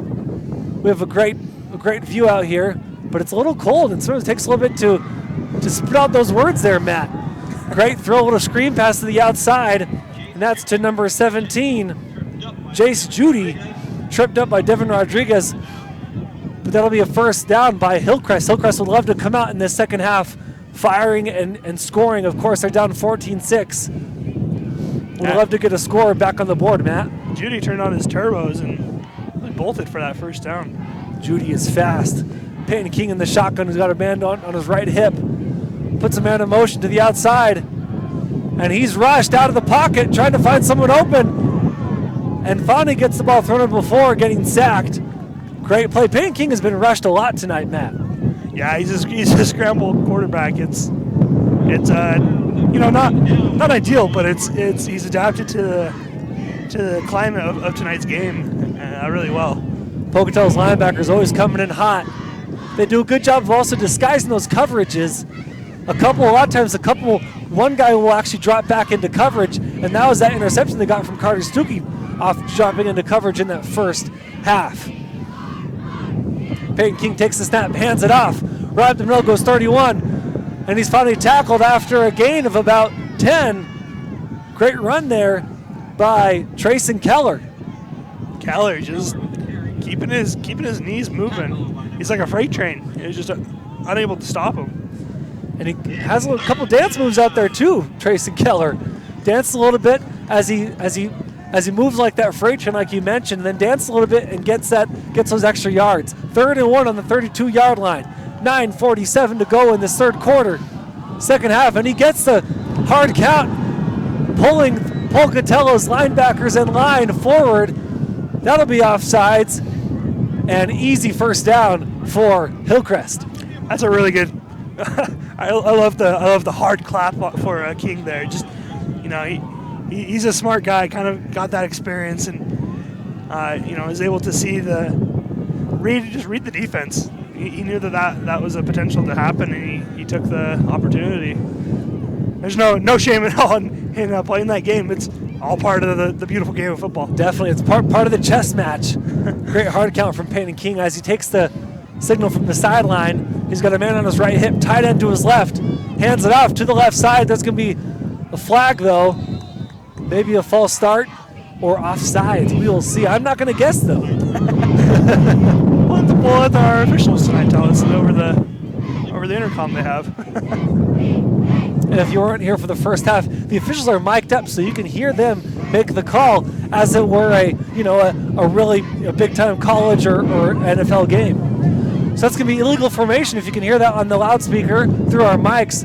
If the wind isn't blocking the sound, right, Matt? Absolutely. It's windy up here, but we're psyched to be here with you tonight, bringing you this game. So illegal formation, that'll pull them back 5 yards, bring it up first and long on the 27-yard line. Peyton King scrambles a little bit, throws the outside, and that's going to be a gain of just a couple, but gets back, what did I say, just a couple? A good gain, gets him back to the line of scrimmage, and then some. So about a gain of 7 there. Really impressive, just being able to scramble and then throw on the run. That not cross body, but I guess still on the run. Definitely, yeah. He's running to his right and does throw to his right, but it's still hard to throw on that run. Of course, talking about throwing across the body is even harder to do. That time, Peyton King able to make that throw happen, running to his right, throwing to his right, scrambling through the pocket. Peyton King takes the snap. He's got a little bit of time, but finally rushed again out of the pocket, throws it incomplete. Peyton King constantly being rushed by the Pocatello Thunder's defensive line and linebackers. Yeah, they run downhill. They get a full head of steam, and it's so far Hillcrest Knights line has not been able to capture that and contain. 3rd and 8. If you could hear that over through our mics. 3rd and 8 as they get the sirens going to jazz up this crowd on 3rd and 8 on the 25-yard line. Peyton King examines the defense, takes the snap, and they don't bring pressure, but Peyton King runs, and he's tackled after only a gain of a couple. Interesting play call there from Hillcrest offense. Thought definitely a throw was coming, but maybe that was the misdirection they were trying for, Matt. Yeah, sure. You know what? There's split moments where quarterbacks will see like a gap like that open up, and they just get a little envious. Really get excited, right? Exactly. So they're in 4-down territory, so they're going for on 4th and 6. So that was just a gain of 2 on that last play. Peyton King maybe calls an audible. Up to the line and back out to the shotgun. Running back to his left hip, takes the snap. It's going to be a throw to his outside. And is that completed? Incomplete, falls incomplete. Turnover on downs. Pocatello Thunder avoid the first drive push of the second half from Hillcrest. Pocatello takes over on downs. That's a huge stop for Pocatello coming back into this game, obviously kicking off to start the second half. Pocatello with the ball again. You know, you kind of mentioned last week they were able to come alive against Highland in the second half, you know, having those opportunities in Highland's red zone. We'll see how the Thunder come out of the half, start their first drive. Like Matt says, first drive of the half for Pocatello Thunder.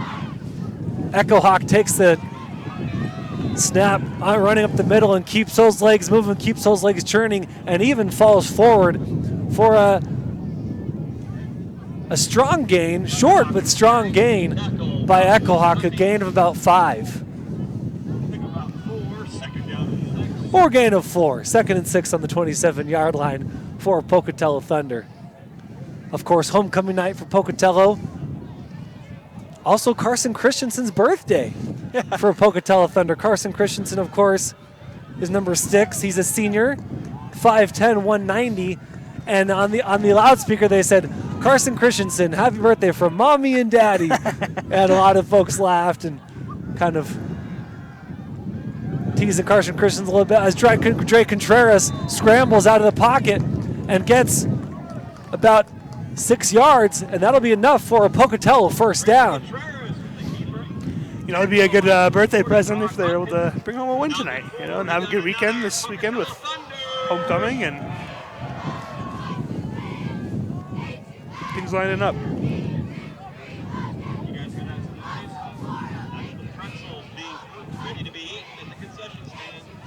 We're talking about pretzels, Matt. A warm pretzel might be good for my frozen hands. If you weren't here for this the first half, I had gloves ready. I was prepared. At one point, I was a Boy Scout, Eagle Scout, Matt, so I should be prepared, right? Had gloves ready, but they were soaking wet. Soaked through my wet backpack.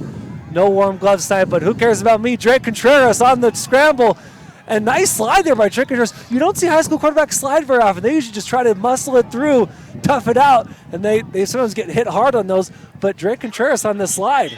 He saw the wet turf, and it's an opportunity to go slip and sliding, right? Perfect. Love it. Ooh, slip and slide. That sounds great. Unfortunately, it's about 45 degrees out here. Of course, coming into fall, just a few days away from fall. And here in the Northern Hemisphere, for those watching from the Southern Hemisphere, maybe there are a few. You never know. Folks watching from maybe even Ecuador. Bienvenidos. Bienvenidos al partido. For sure. Drake Contreras takes the snap, rolls to our near side, looking for someone, finally throws the ball out of bounds. And Isaac Davis here, defensive end. Playing defense here for Hillcrest, but penalty marker on the field. We'll see what the call is from the officials. 14-6, Pocatello leading, 5:33 to go in this third quarter. Line judge on the other side threw that. Wonder what he saw on this backside trailing. So they're tapping their head, so it looks like ineligible man downfield, and looking if they want to accept or decline the penalty.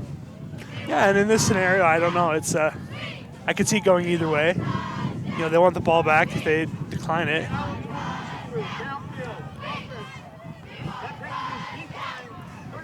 So they do decline it, so I'll bring up 3rd and 5 on the 39-yard line. Yeah, Coach Mossholder really just saying, hey, I trust you guys. I want you to pick up. I love that. Stop here. Yeah, I love that. Trust your defense, 3rd and 5. You're only down 8. Plenty of time left to get this ball back. 3rd and 5 on the 39-yard line. Pocatello lines up. Again, Pocatello running the spread offense. Trips to the far side. He's got dual receivers on the bottom. Trey Contreras takes the snap. Fakes the throw. He's getting tackled. Finally throws it away. Falls incomplete. No penalty. They call the ball incomplete. There was forward motion on that throw. So incomplete call from the officials. Bring up 4th and 5. So the defense responded to Mossholder's confidence, Matt. Yeah, and we always never claim to be officials or even on the field. I don't know. Was there an eligible receiver on that play? Obviously I'm looking at camera screens. Right. There was one guy outside, but I wasn't sure if he was in the area. But the officials will say he was in the area. So that'll bring up 4th and 5 for Pocatello, the punting crew, and that's a very short punt, and it'll roll almost to the sideline and then backwards. A favorable Hillcrest roll, and Hillcrest has great field position to start this drive of their own on the 39-yard line. Wow. Momentum swings. With 5 minutes left in the 3rd quarter, 5:15, excuse me, and the Knights take the field.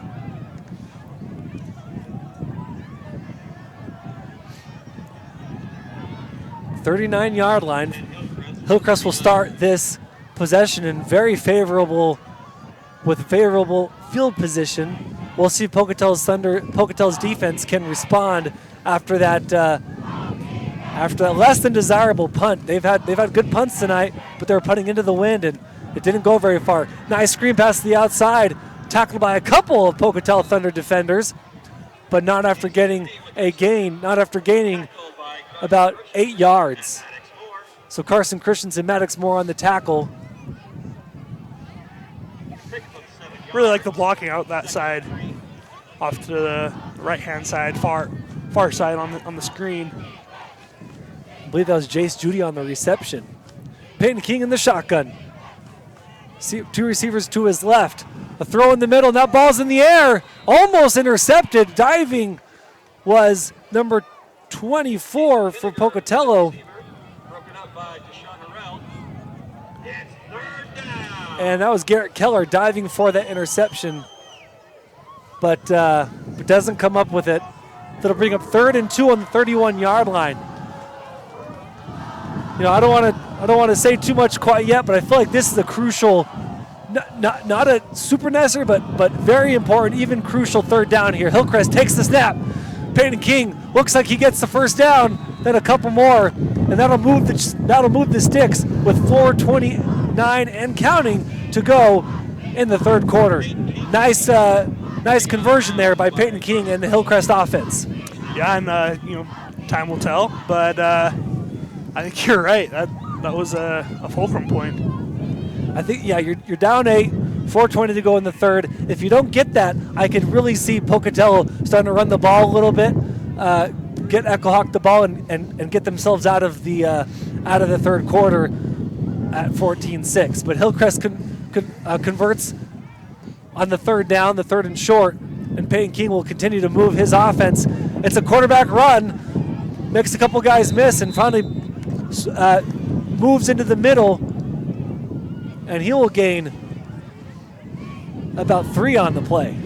Peyton King, of course, he passes, he runs. He had over 100 yards passing last week, over 100 yards rushing last week against the Skyline Grizzlies in that thriller of a matchup. And then, of course, their backup quarterback, who has a really strong arm, came in for that final play and threw that bomb to Isaac Davis, Hail Mary, which won them. Which will bring up 3rd and 6 on about the 22-yard line. Trayson Keller getting some nice runs tonight for Hillcrest Knights. But again, another, I think, important 3rd down here for Hillcrest. They got to convert to keep this game close. takes the snap, rolls to his right, throw is up, and that throws into traffic, incomplete, but pass interference call, or I guess a flag thrown, probably pass interference, if not defensive holding, on the Pocatello Thunder defense. It was almost like Peyton King saw the pressure, saw that Pocatello's defense was kind of draped on him, and threw that ball to get that call. Yeah, that's a smart decision. You know, we talk about King just knowing the chess game behind the football game.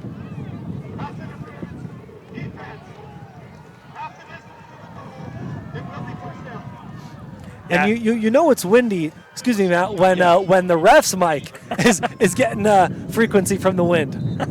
Yeah, not only I like that play by King, just you know, having the interception earlier in the game, but still having the confidence to put it in there into a situation where he can draw that passing interference. Really just a mark of a true athletic player. Yeah, commanding these knights, being that head knight, moving his knights along in this drive, and they keep pushing that pile. And they make something out of nothing. They were stopping the line. But man, offensive line kept pushing with some help from the running backs, and they make a no gain. They turn a no gain, into a gain of about 3 yards, bringing up 2nd and 7 on the 12-yard line. 2:17 to play. Clock is running in this third quarter of action. Arguably the top two 4A football teams in the state of Idaho playing tonight here at Lookout Field in Pocatello, Idaho. Quarterback under center, hands the ball off, and he's going to be dropped for a loss. Great tackle there by number 9 of Pocatello, Devin Rodriguez. Trayson Keller was on the carry there, but he really had nowhere to go. There was no hole, and he couldn't bounce to the outside in time before Devin Rodriguez came in hot and tackled him for a loss. Pocatello never says quit. You know, they even in the red zone, they're making the great wall of Pocatello High.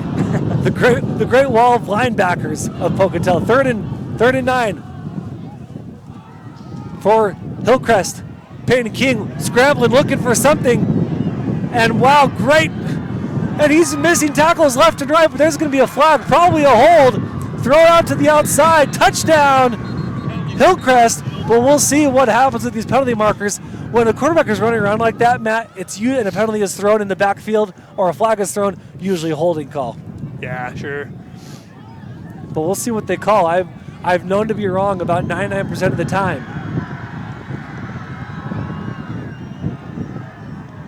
Oh, and Hillcrest is celebrating as if they heard something. So, and I Yeah. did see the official turn, move his hand towards Pocatello's side. So his arm towards Pocatello's side. Great scrambling there by Peyton King to give himself some time. We'll see what the penalty is.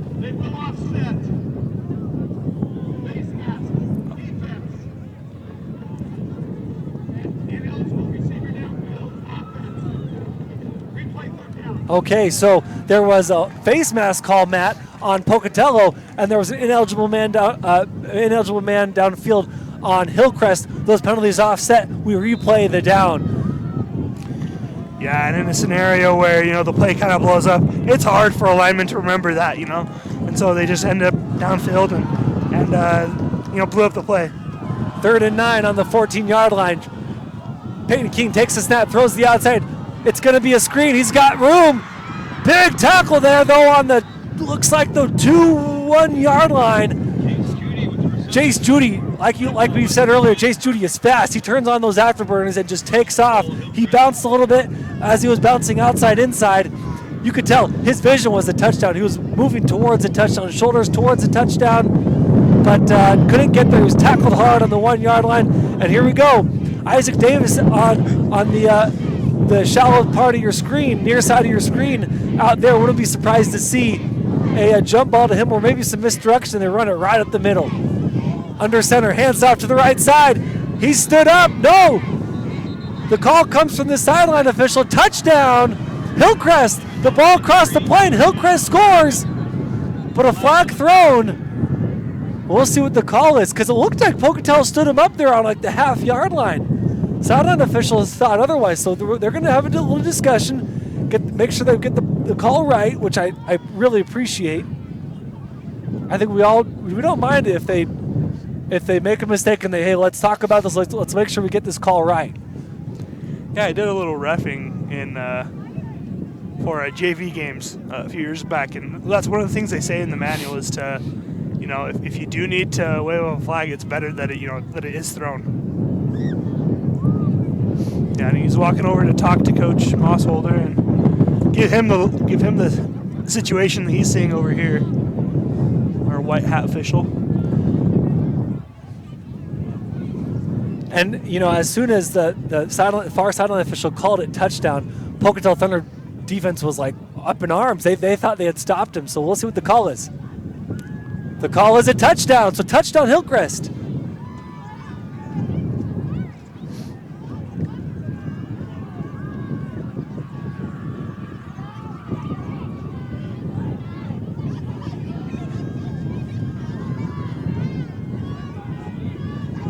They're still talking. It looks like there was a touchdown, but maybe an offsides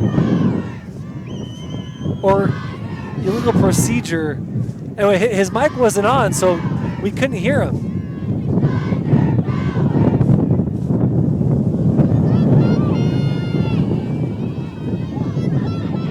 But it looks like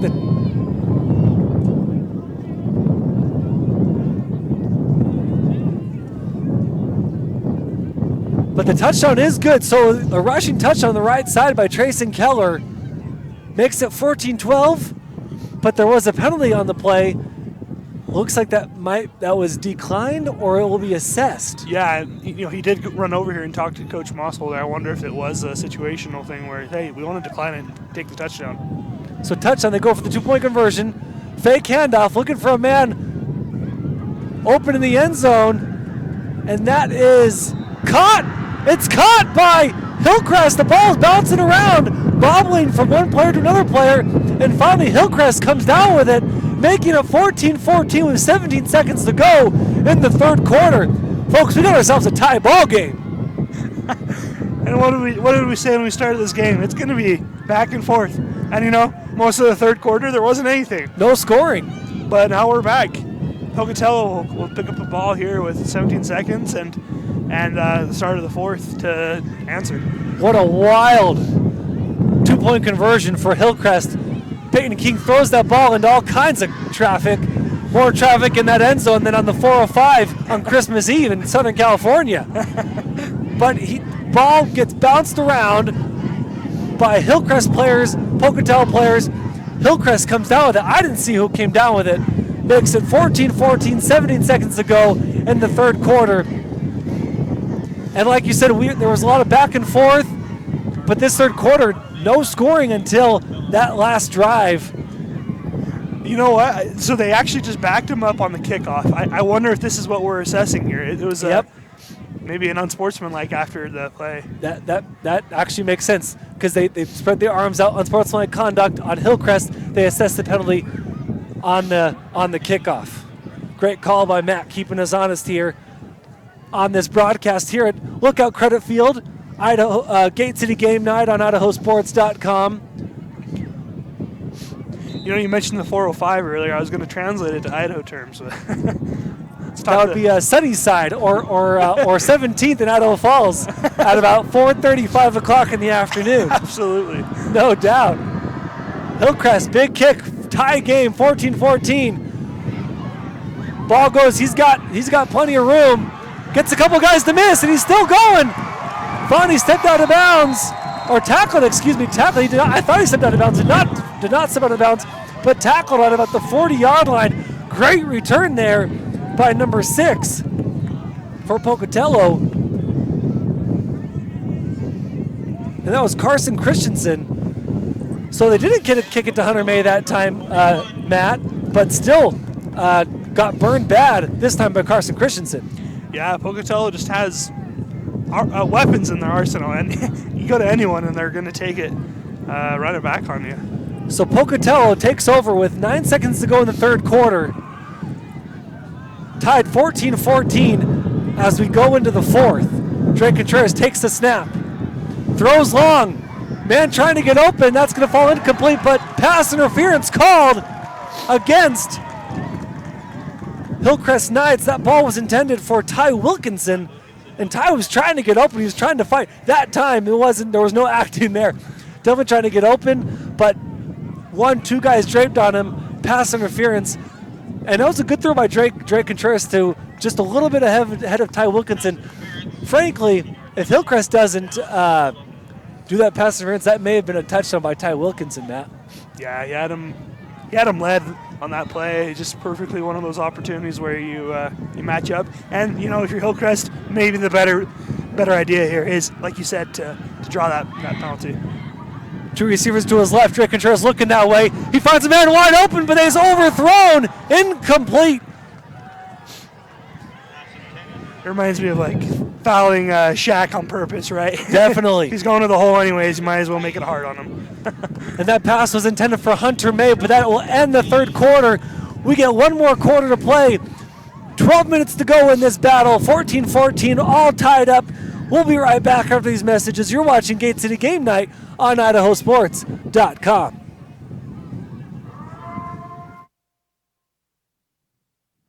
All right, I put this on 1 check. Is that okay? Draw? That was fast and secure. It's mobile wallet from Lookout Credit Union.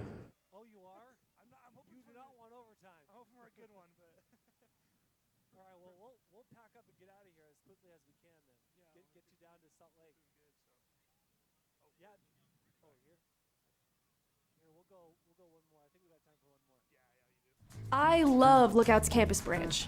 The vibe and the service. But with digital banking, it all comes to me. My customizable dashboard provides all my information. Accounts, cards. Anything else? I'm good.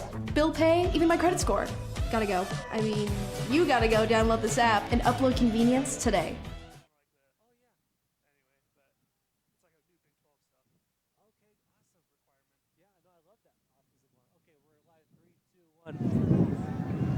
Welcome back to Gate City Game Night on IdahoSports.com. We're all tied up, folks. 14-14, Pocatello Thunder tied with Hillcrest Knights, but Pocatello Thunder looking to score. Ryken just as we talked about on the outside, and gets to about the 21-yard line. Finally gets brought down. When Hillcrest goes to bed at night, they're gonna have nightmares of Ryken. He's just been able to cut them up outsides, and breaking free, and he does his little 2-step, and it'll send you go the wrong direction. Your feet cross. So usually manage the clock better, and usually comes out victorious just because you're able to manage that clock well. If you're running well, it bodes well for your offense. Hand off back to Ryken into the middle, and you'll get just a gain of about 2 there for Echo Hawk. So Drake Contreras will move to the sideline to get the call. That's first down, Pocatello Thunder.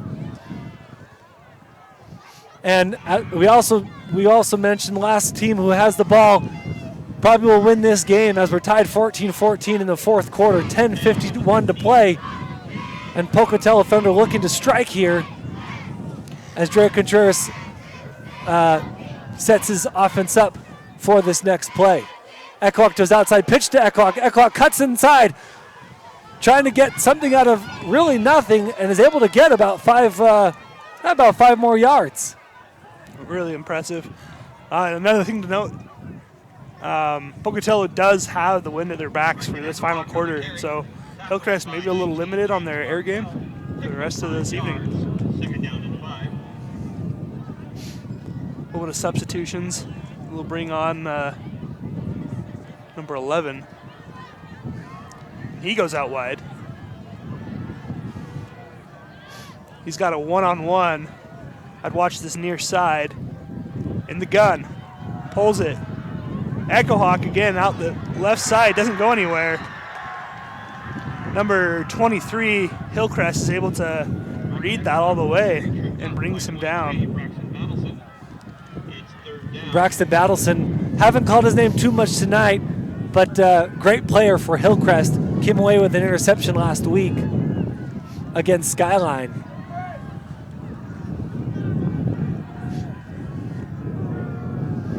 So Drake Contreras back in. He came off for a second. Drake Contreras back in the ball game. Trips left. Like you said on the last play, single receiver up top again. Drake Contreras goes back to the sideline, or looks to the sideline for maybe an audible. Continues in the shotgun. Takes the snap. 3-step drop, rolls to his right. Bootlegging to his right. Looking for something. Finally throws up. And that's interception by Hillcrest. Drake Contreras could not get the ball high enough to his guy who was open in the back of the end zone. And Hillcrest comes down with it. Big interception there by the Knights. And we're still 14-14 here in the fourth quarter.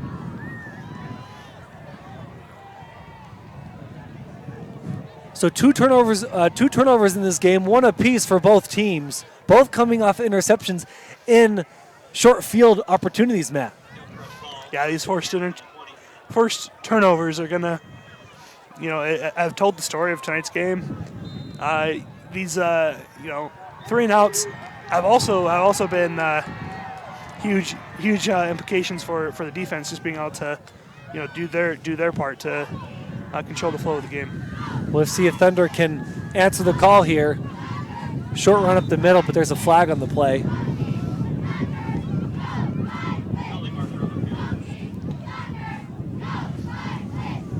It's a near side line judge.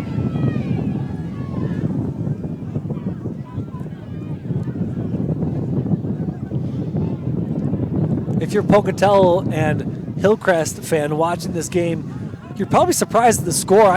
I personally thought there would be more scoring, but looking at some of their averages, both teams, well, Hillcrest averaging a bit more, but Hillcrest also has had one more game than Pocatello, because remember, Pocatello lost that. They weren't able to play that Ridgeview game, which hurts their scoring averages. But both teams not allowing too many points in terms of their opponents' averages, 20 or so there from their defenses. So, maybe we should have expected a little more defense from both teams, which we've seen tonight. But I still thought, just as I've watched both teams play multiple games and scouting these teams, I thought we'd see more scoring. But the defense have been great tonight, Matt.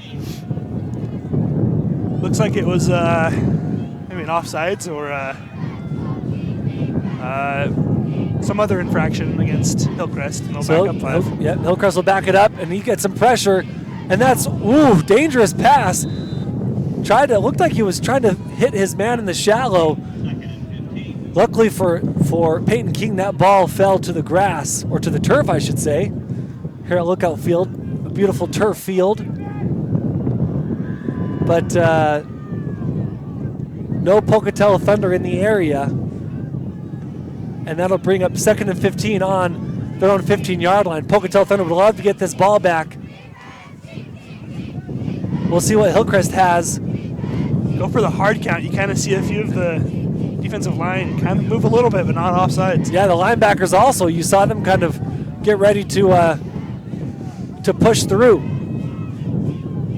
Looks like they're trying to bring a blitz on that left side, and they do. And it's going to be a run by Peyton King, and he's going to be dropped for a very small gain. It'll be a 3rd and long on about the, we'll say, 18-yard line. King with the carry, taken down by number 9, Kevin Rodriguez.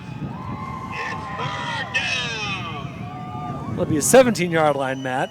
Excuse me. 3rd and long on the 17. We'll see what Hillcrest draws up here. They're deep in their own territory. Dangerous spot to be with 14-14.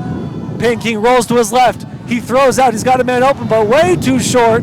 Good defense there by Pocatello's number 5, Cutter Stuckey, who had the interception earlier in the ball game, which will bring up 4th and long for Hillcrest Knights. So Pokey had great field position on their last drive, ended up throwing the interception in the end zone.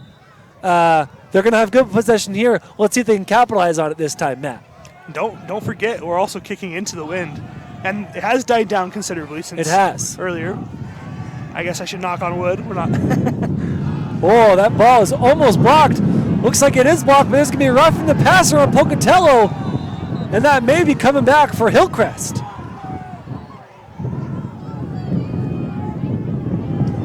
Number 11, Ty Wilkinson, was trying to block the kick. And I think he got a finger on it, so I'm curious on this call, Matt. Yeah, and number one, the officials' priority is to call fair game and to also keep in mind the health and safety of the student athletes. So it's going to be weighing into this decision. And sometimes we forget, but when a kicker is in that position of kicking the ball, very vulnerable. A lot of bad injuries can happen when the rusher isn't careful. But when that ball is blocked, it's kind of no holds bar, right? Everything, within the rules of football, everything is free. Sure, yeah. And, we never want to see it at any level. Oh, and Coach Mossholder really upset. Mossholder upset because they pick up the flag, no penalty. So the kick was partially blocked. No roughing the kicker. Pocatello will take over with very good field position on about the 30-yard line. Of course, we're on the Pocatello side here as we're broadcasting this game to you. The fans were in outrage on the call, and they were booing. And now we have of course, Hillcrest Knight fans booing on their side, not liking that call. Passionate groups of followers here tonight on both sides. Coming out to support their local teams. Definitely love the passion. And Hillcrest traveling very well tonight, filling up that entire visitor side of the bleachers, as we see Reich and Echohawk running for a short gain of about 1, bringing up 2nd and 9 on the 31-yard line. Joel, I mentioned it earlier, and the wind heard me, so now it's right. Picked up a little bit more. You said that, and the wind immediately picked up. Matt's here playing weather god with the Southeast Idaho wind. I should have known better. Fans still booing over here. Not happy, still not happy about that call. You got a Hillcrest player over there trying to rile them up, get the fans excited, and we will have a false start. Too much movement there, or movement by the offensive line. That'll march them back 5 yards. So we had a relatively clean, I want to say, end of the second and most of the third quarter in terms of penalties, and a few more penalties here in the fourth quarter, Matt. Yeah, it's getting a little bit later. We talked about conditioning and also just focus. It's going to be coming into play more and more as it gets later into the night and colder, and just you're more exhausted from the game. 2nd and 13 on the 35-yard line. Trips left. Drake Contreras takes the snap. 3-step drop. He fires. He's got a man open, but overthrows Julian Bowie. Julian Bowie is on his way to the touchdown and a hot pretzel. Falls incomplete, though, and that'll bring up 3rd and long for the Pocatello Thunder. You talk about flags, Matt. I think pre and post flags are your biggest problems, right? Pre and post whistle flags are your biggest problems. Flags are going to happen within a play, right? You're going to get a pass interference call, maybe an unintentional face mask, stuff like that. But your pre flags and your post flags, unnecessary, late hits or unsportsmanlike conduct, after a play, false starts, offsides. Those are mental mistakes, and you want to shore those up, especially in a tight fourth quarter game like this. Long throw from Drake Contreras. He's got his man open again, but again falls incomplete, overthrows his man Julian Bowie. Julian Bowie is open all day on those routes, but Drake Contreras is overthrowing his man on back-to-back throws, bringing up 3rd and long for the Pocatello Thunder. Decision time, Matt. What do you do here if you're Pocatello Thunder's offense? Yeah, no, we're almost close enough where it's way too short to punt. You're so close on those 2 previous attempts. Just brutal, right? Maybe go one more time.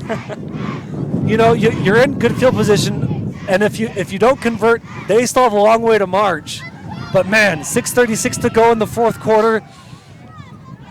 Do you want to give Hillcrest Knights offense the ball? At the same time, Pocatello Thunder have been playing great defense tonight, both on the line, linebackers, of course, and their corners. It's taken, both teams have kind of struggled on the long march. Pocatello definitely marched on that first drive. Hillcrest had a couple plays that broke them open, but still, it's been a struggle to march from one side to the other side. Both teams have really scored when they've had a favorable field position. So maybe if you're Pocatello, I like the call, Matt. Go for it here. Try that play one more time. See if you can get Julian Bowie open, and if not, trust your defense to get that ball back. Yeah, and this official timeout for the injured player on the field.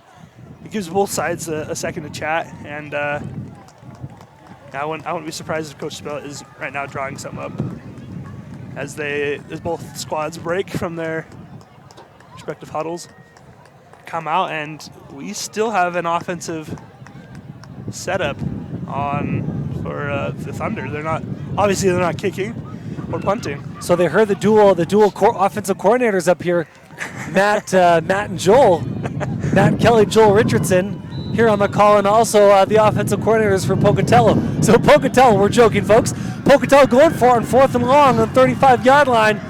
Drake Contreras takes the snap, little two-step drop, fires long. He's got his man open, and that falls incomplete. Great defense, good throw, good attempt by Pocatello, but better defense by the Hillcrest Knights. Hillcrest Knights football.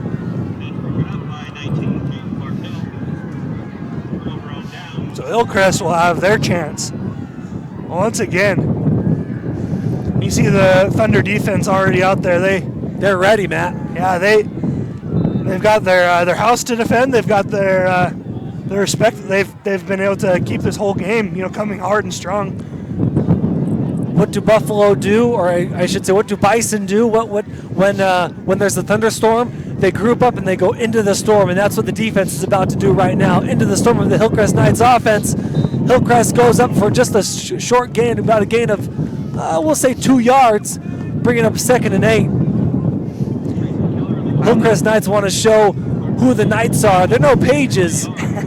They're no wizards. These guys are Knights, and they want to go down and score with 6:09 to play in the fourth quarter, man. The vicious Hillcrest machine is starting back up the run game where they just kind of chip away. We saw this in the first quarter.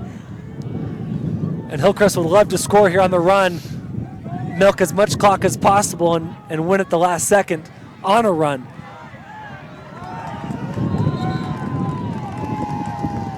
And a run to the outside, met by a vicious group of tacklers there. Peyton King on the carry, tackled by Maddox Moore, the 5'8" senior for Pocatello, bringing up 3rd and about 5 on Hillcrest Knights 40-yard line. 5:25 to go. Clock continues to roll as we in this fourth quarter, potentially last quarter of action, but this game might go into overtime. The way that both defenses are holding their offenses. Blitz comes from the right side. He avoids the blitz, throws to the outside, and broken tackles. Spin move, finally brought down on the 50-yard line. First down, Hillcrest Knights. Talking about turning nothing into something. That was they had that rusher break through. I certainly thought that he was going to catch up to King and it'd be a storied late fourth quarter sack or stop. But no dice for Pocatello Thunder's defense. And Peyton King makes a great throw. His receiver is able to break a couple tackles, spin moves out of another, and gets a nice gain, about a gain of 15 yards. Takes him to the 50-yard line. Great spot for our vision. Nice run up the middle. Solid gain of about 7 to the 43-yard line. Trayson Keller doing what he does best, moving those legs, keeping those hips nice and low, and charging forward for a gain of 7. This Knight Army is marching, and they're cutting down everything in their path. 2nd and about 4 to go, we'll say. Payne King surveys the defense. Blitz may be coming from the left side. Blitz comes from both middle and the left. Payne King runs through his left. And he will get the first down, and then a couple more. Player shaken up on the play, but he looks to be okay. On that 2nd and 4 play, got the first down. First down, Hillcrest. And fans over here on the Pocatello had a little quiet, Matt. Suddenly, Hillcrest is marching well with 3:45 to play in this tied ball game, all knotted up 14-14. Hillcrest has it in their hands right now. They control the tempo of the game. You know, if they keep chipping away at the time like this, they don't stand to give Pocatello any time to respond. Payne King. That's right, Payne King in the shotgun. Looking to throw. He does. Shallow throw to the outside, but there's going to be a flag on the field. And that was to number 10, Ben Morris. And Hillcrest doing a great job of mixing it up. Runs to the left, runs to the right. A little misdirection. Then a shallow throw to their right. What we haven't seen is too much. We haven't seen a lot of throws through the middle. Kind of the linebackers a lot of times will blitz, leaving the middle open. But we haven't seen too many throws in that middle. But ineligible man downfield, ineligible receiver, so that'll march him backwards. Still first down, but not on the 37-yard line, Matt. That's a penalty we've heard called more than once tonight. You know, it's something that's going to be addressed by, I'm sure, both squads after this weekend. 3:05 to play. 1st and 15 on the 42-yard line. Payne King takes a snap. Screen pass to the outside. Gets a couple of jukes, and he's switching sides of the field. And he's going 40-30. Finally brought down at about the 30-yard line. Takes out a man along the way on the sideline. I mean, he ran double yards from one side to the other and then upfield. Putting in overtime. He'll need a Gatorade after that run, folks. So a little screen throw to our near side. Switches the field, goes to the complete other side, and you love to see Payne King even getting a block there. The quarterback getting his hands dirty and getting a block there, springing his receiver free for a few more yards. I love the kind of utility you see at the high school level. You know, suddenly a quarterback turns into one of the world's best linemen. Definitely. Definitely. And a lot of times these quarterbacks and other players are playing 2-3 different positions. We've seen Highland players play quarterback, kicker, and defense. Handoff down the middle, but tripped up. Great shoestring tackle there. Dropped for about no gain. You mentioned the Highland player playing multiple positions, notably Taysom Hill, right? No way, yeah, absolutely. NFL, right? Highland alum, Pocatello. That's right. Pocatello here. Taysom Hill playing just about everything, including quarterback. I chalk it up to his Idaho roots, right? A man of all seasons here in Idaho as we move into the fall season, but this night feeling more like a winter season. And timeout, Hillcrest, they didn't like what they saw. So the 2:13 to go, we're tied up 14-14. We'll take a break. We'll be right back. You're watching Gate City Game Night on IdahoSports.com. I'm Connor from Idaho Falls. In high school, I started having trouble with my muscles. Playing football, kids half my size were pushing me around. My mom and I spent months traveling the country looking for answers. We finally got one right here at IRMAC. I have a rare disease that causes my cells to lose energy. After 2 years of using a wheelchair, the therapists at IRMAC taught me how to walk again. Now I can do the things that I enjoy and live the life I want. That's why I say, take me to IRMAC.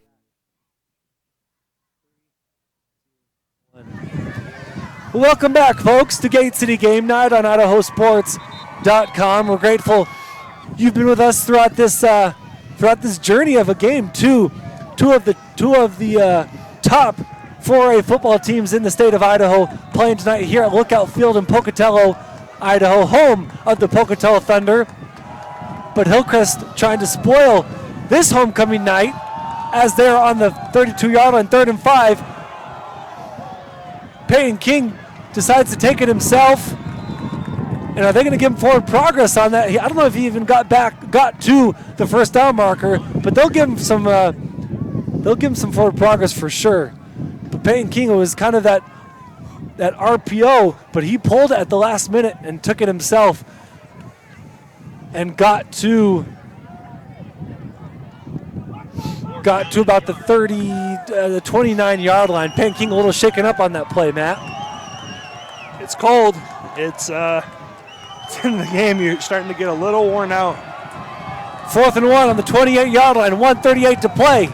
The Pocatello fans are on their feet, students on their feet. This is critical. Linebackers pushed up very, very far into the line. Will they do a hard count here and try to get Pocatello off sides? Takes the shotgun. It's going to be a high throw, and that's going to be completed by Hillcrest. Tack on a pass interference to boot. And that was Jace Judy, that receiver with the Jets, but that time he goes up and catches it.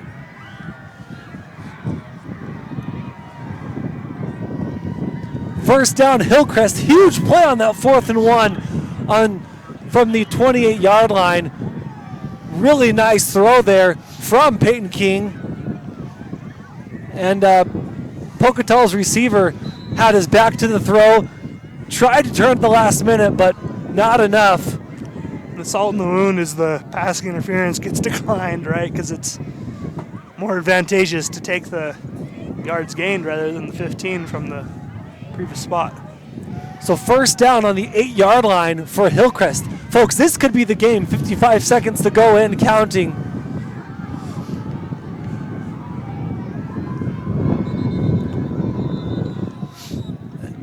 But the play is blown dead. Looks like we got a timeout, Hillcrest. So 47 seconds to go. It was about 55 seconds to go. 4th and 1 on about was the 28-yard line. Peyton King throws him a ball, and that wasn't to Isaac Davis. That was far side. I didn't get who that player was, but throws that ball high enough where only the Hillcrest receiver could get it. I think you said Judy possibly, right? What? Judy, I'm sorry. Yeah, I said that earlier. It's the wind, it's that cold wind just blowing through my brain. So Jace Judy goes up and gets it. Great catch from Jace Judy. Pocatello Thunder defender draped all over him. Pass interference, but that's declined. So we find ourselves on the 8-yard line with 47 seconds to go. 14-14. Hillcrest looking to punch this one in and potentially come away with the victory. As Peyton King lines up under center. 2 running backs behind him. Fakes to the first guy, gives to the second guy. Linebackers are there to meet him at the line. And he's going to be stood up for maybe a gain of 1. Trayson Keller gets a gain of 2, bringing up 1st and 8 on the 8-yard line. So no first down here. It's 1st and goal. It's touchdown or nothing. Mm-hmm. Well, I guess field goal, touchdown or nothing, right, Matt? Sure, exactly. And you'll notice this line judge on our close side. He instantly about dead. Pokey says, "Hey, we want timeout as soon as it's down." So this is Pocatello's, I believe, first timeout of the half. Hillcrest took 1 already, so both teams have 2 timeouts left. We'll look trying to see the scoreboard, but I'll stick with my memory, which is dangerous, Matt. But I believe both teams have 2 timeouts left. So 41 seconds to go, 4th quarter, tie ball game, folks. This is what you joined us to watch. Close, good football, a lot of defense, enough offense. Peyton King under center. Fake handoff. He rolls to his right. Has a man open. A touchdown! Hillcrest!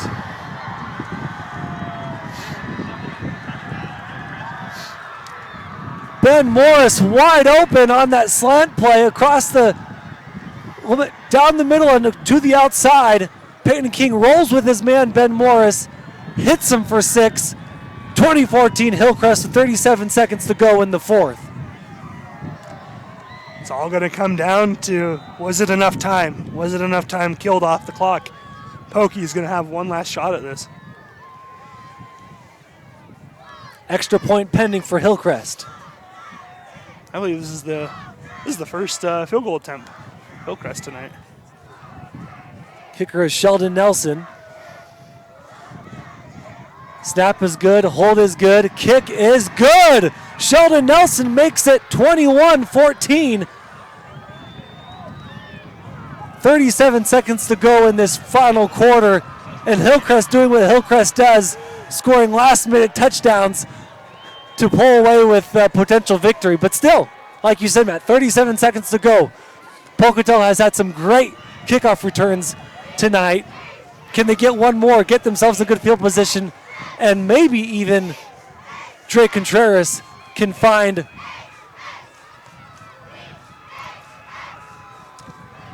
his wide receiver one more time for the touchdown. I can't remember his name. Amazing what happens when it gets called. Julian Bowie, excuse me. Julian Bowie's been open a number of times. He hit him once for that long touchdown, but he's missed him more than he's hit him. Maybe they can get a good return here and hit Julian Bowie on that long slant to score a last-minute touchdown. We'll see. 37 seconds to go in this fourth quarter. 21-14. Hillcrest leading Pocatello. Hillcrest hoping for a nice kick, but they are kicking into the wind. We'll see how this kick goes. It's a pooch kick. Recovered on about the 20-yard line. And brought down. Great tackle there on the 35-yard line. Tackled by number 13. That was Carson Christensen on the return. Tackled by Connor Meekum by Hillcrest Knights. Now Hillcrest fans on their feet, trying to get their defense psyched and ready to go for these last few plays. 32 seconds to go in the fourth quarter, Matt. What do you do if you're Pocatello? Like we've mentioned, you got to stay calm and collected under this pressure. You have 30 seconds. You have at least 3 attempts here on this first, to get across midfield. That's what I'd say. The goal right now is to get within scoring position. Timeout called by the officials for Hillcrest. So Hillcrest saw what Pocatello brought out on their offense, and they wanted to talk it through and maybe change up their defense as we're on the 36-yard line. 32 seconds to go, folks, in this final quarter of action. Two powerhouse programs in 4A Idaho football. Been a great game. More defense than offense. More defense than frankly we expected. But Hillcrest, enough offense with about 44 seconds to play. Gets in for 6 on that great route between Peyton King and Judy. The Knights absolutely electric on the far side of the field. Drake Contreras takes the snap. He needs to get a long throw. Throws it out to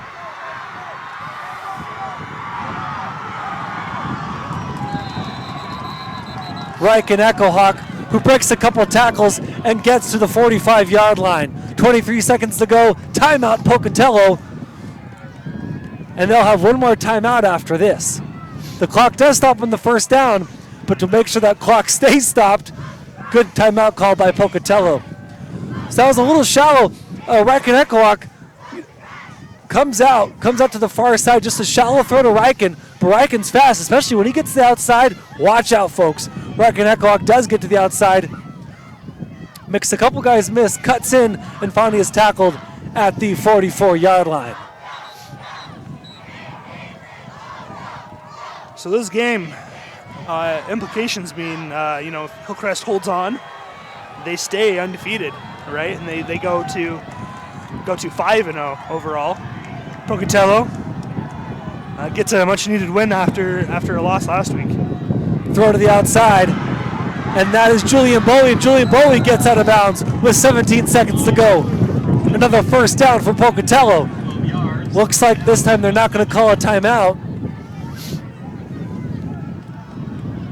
Coach gives him the play call, gives Drake Contreras the play call. Julian Bowie's here on our near side. Watch Julian Bowie, folks. 17 seconds, 21-14. Hillcrest leading Pocatello. Great ending to this game. 2nd and 2 on the 33-yard line. excuse me, first down. It should be, yeah, first down on the 33-yard line.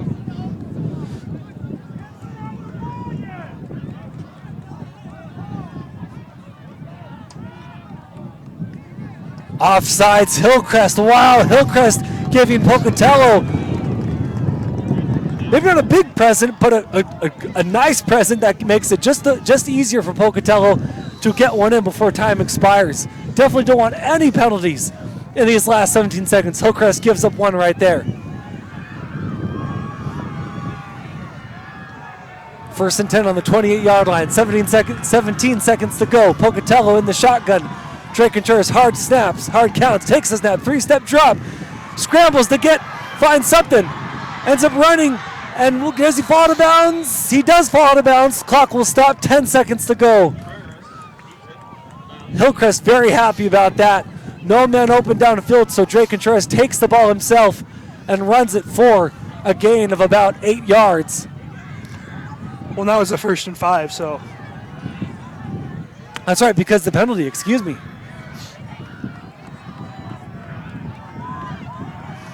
If you're Pocatello here, I think you go to the sidelines and you try to pick up this first down just to reset the chains. I know it's still 2nd down, but just keep moving it forward, get a fresh set. You've had a lot of success on the edges. I think you keep exploiting those edges. Julian Bowie on the far right side. Drake Contreras looks that way. He looks to the left. He finds his guy in, but that's going to be caught. They called it caught by Hunter May. Incredible catch by Hunter May. Keeps a foot in as he's falling out of bounds. They do exploit that edge. I wasn't sure if he was going to come down with that. 6 seconds to go. First down, Pocatello on the, we'll call it 13-yard line. Wow, what a catch by Hunter May.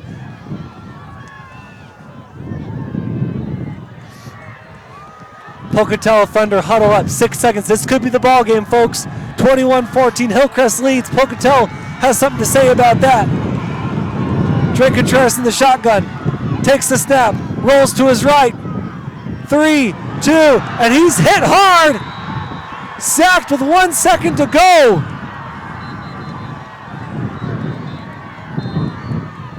Huge defensive effort by the Hillcrest Knights. Did he get the ball off, Matt? I didn't quite see. They've got the ball marked down there. Yeah, it is a sack for loss. Okay, so they sacked him for a loss. Timeout Pocatello, their last time out of the game. The last thing you want if you're Pocatello is a sack on that play. You want Drake Contreras to throw that ball away, get the ball out of there, but he was pursued hard by Hillcrest defense, getting free. We haven't seen a lot of that tonight. Drake Contreras has been able to get that ball out. His offensive line has protected him very well tonight, but on that play, crucial play by Pocatello and Hillcrest Knights, got the better of that one. You know, in my mind, that's putting up high consideration for a play of the game, player of the game, and I hate that I don't remember who it was on the play there, but great pursuit.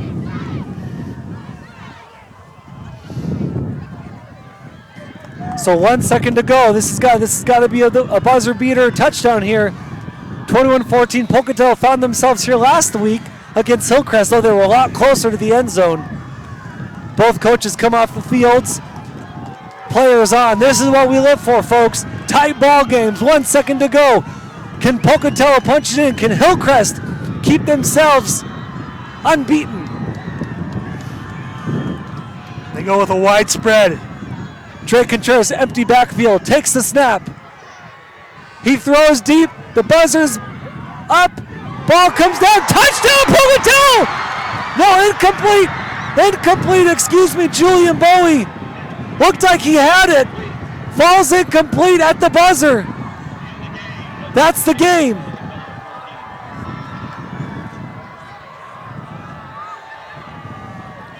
What a nail biter.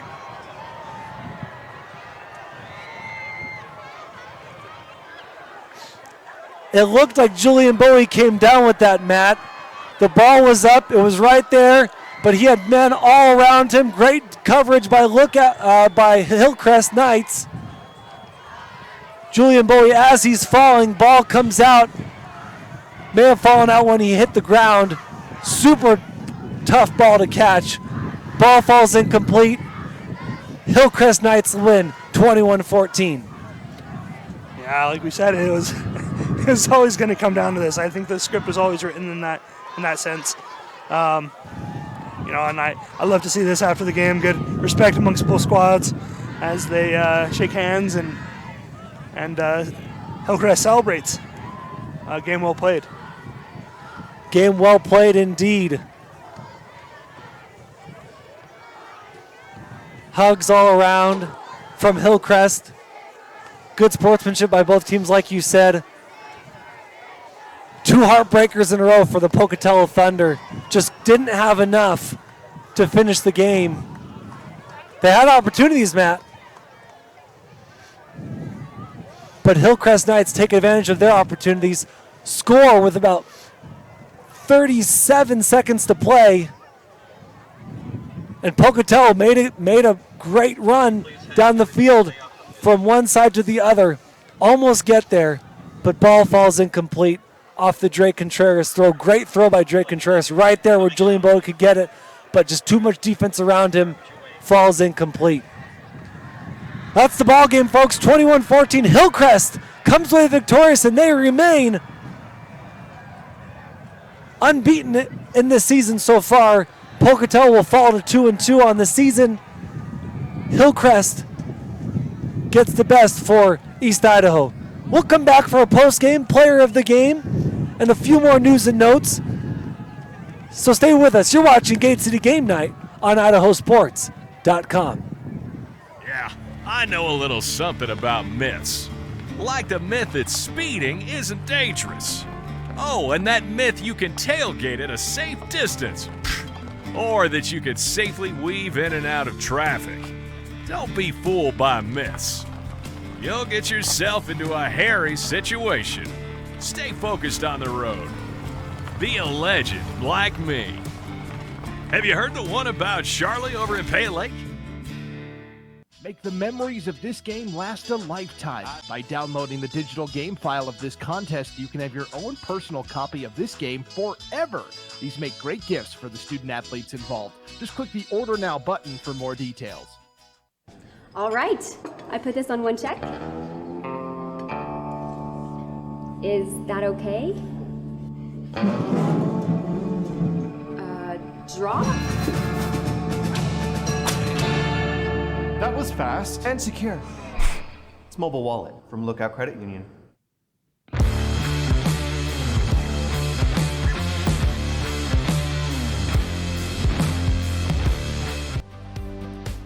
An Idaho-based credit union is leading the way in community initiatives and charitable partnerships.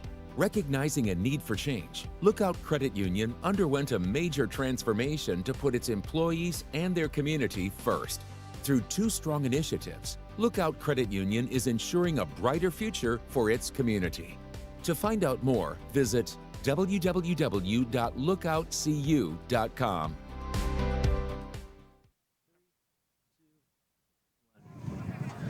Welcome back to Gate City Game Night as the final score, 21-14. Hillcrest wins in a nail-biter. Big finish over the Pocatello Thunder. We're here at Lookout Credit Field to give you this post-game wrap-up.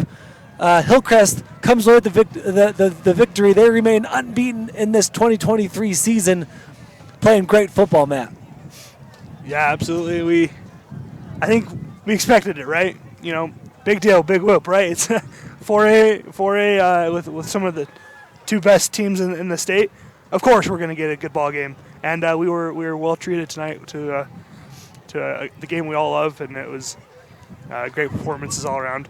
These student athletes on both sides should be really proud of the way that they conducted themselves tonight and the game they played. A little less offense, a lot more defense brings our score to 21-14. Both teams had interceptions.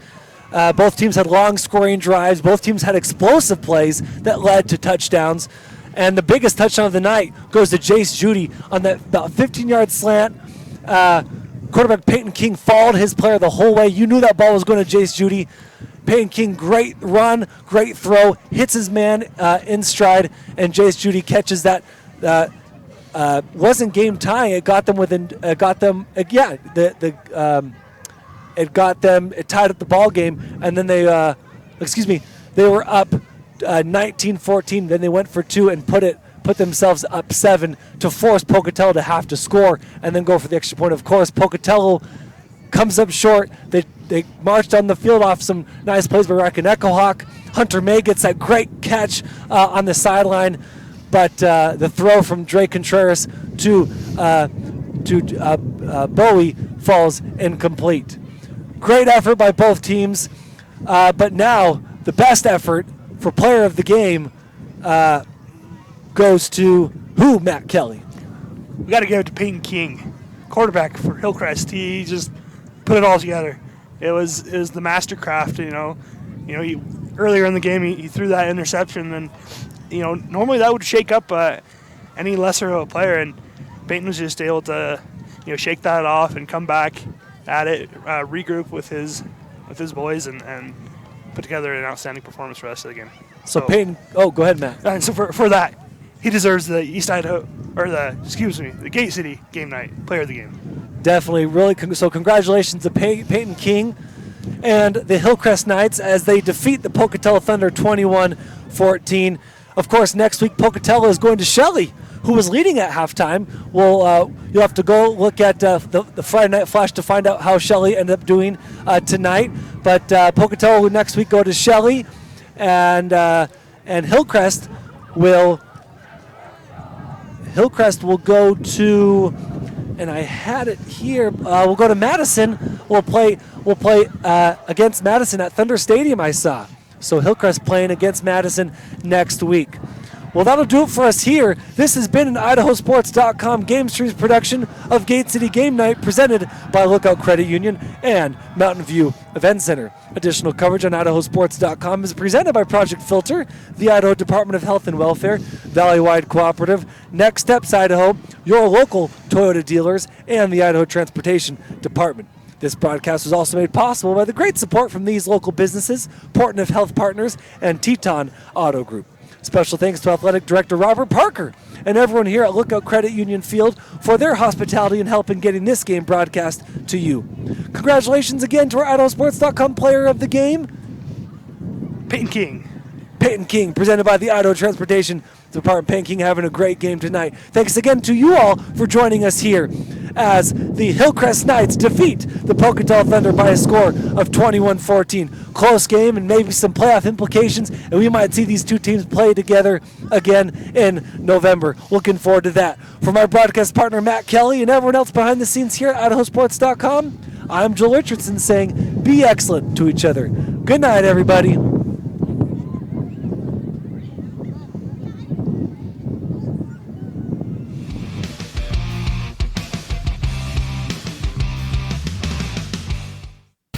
This has been a presentation of IdahoSports.com GameStreams. This broadcast is copyrighted to IdahoSports.com. Any rebroadcast, retransmission, or other use of this broadcast without the expressed written consent of IdahoSports.com is strictly prohibited.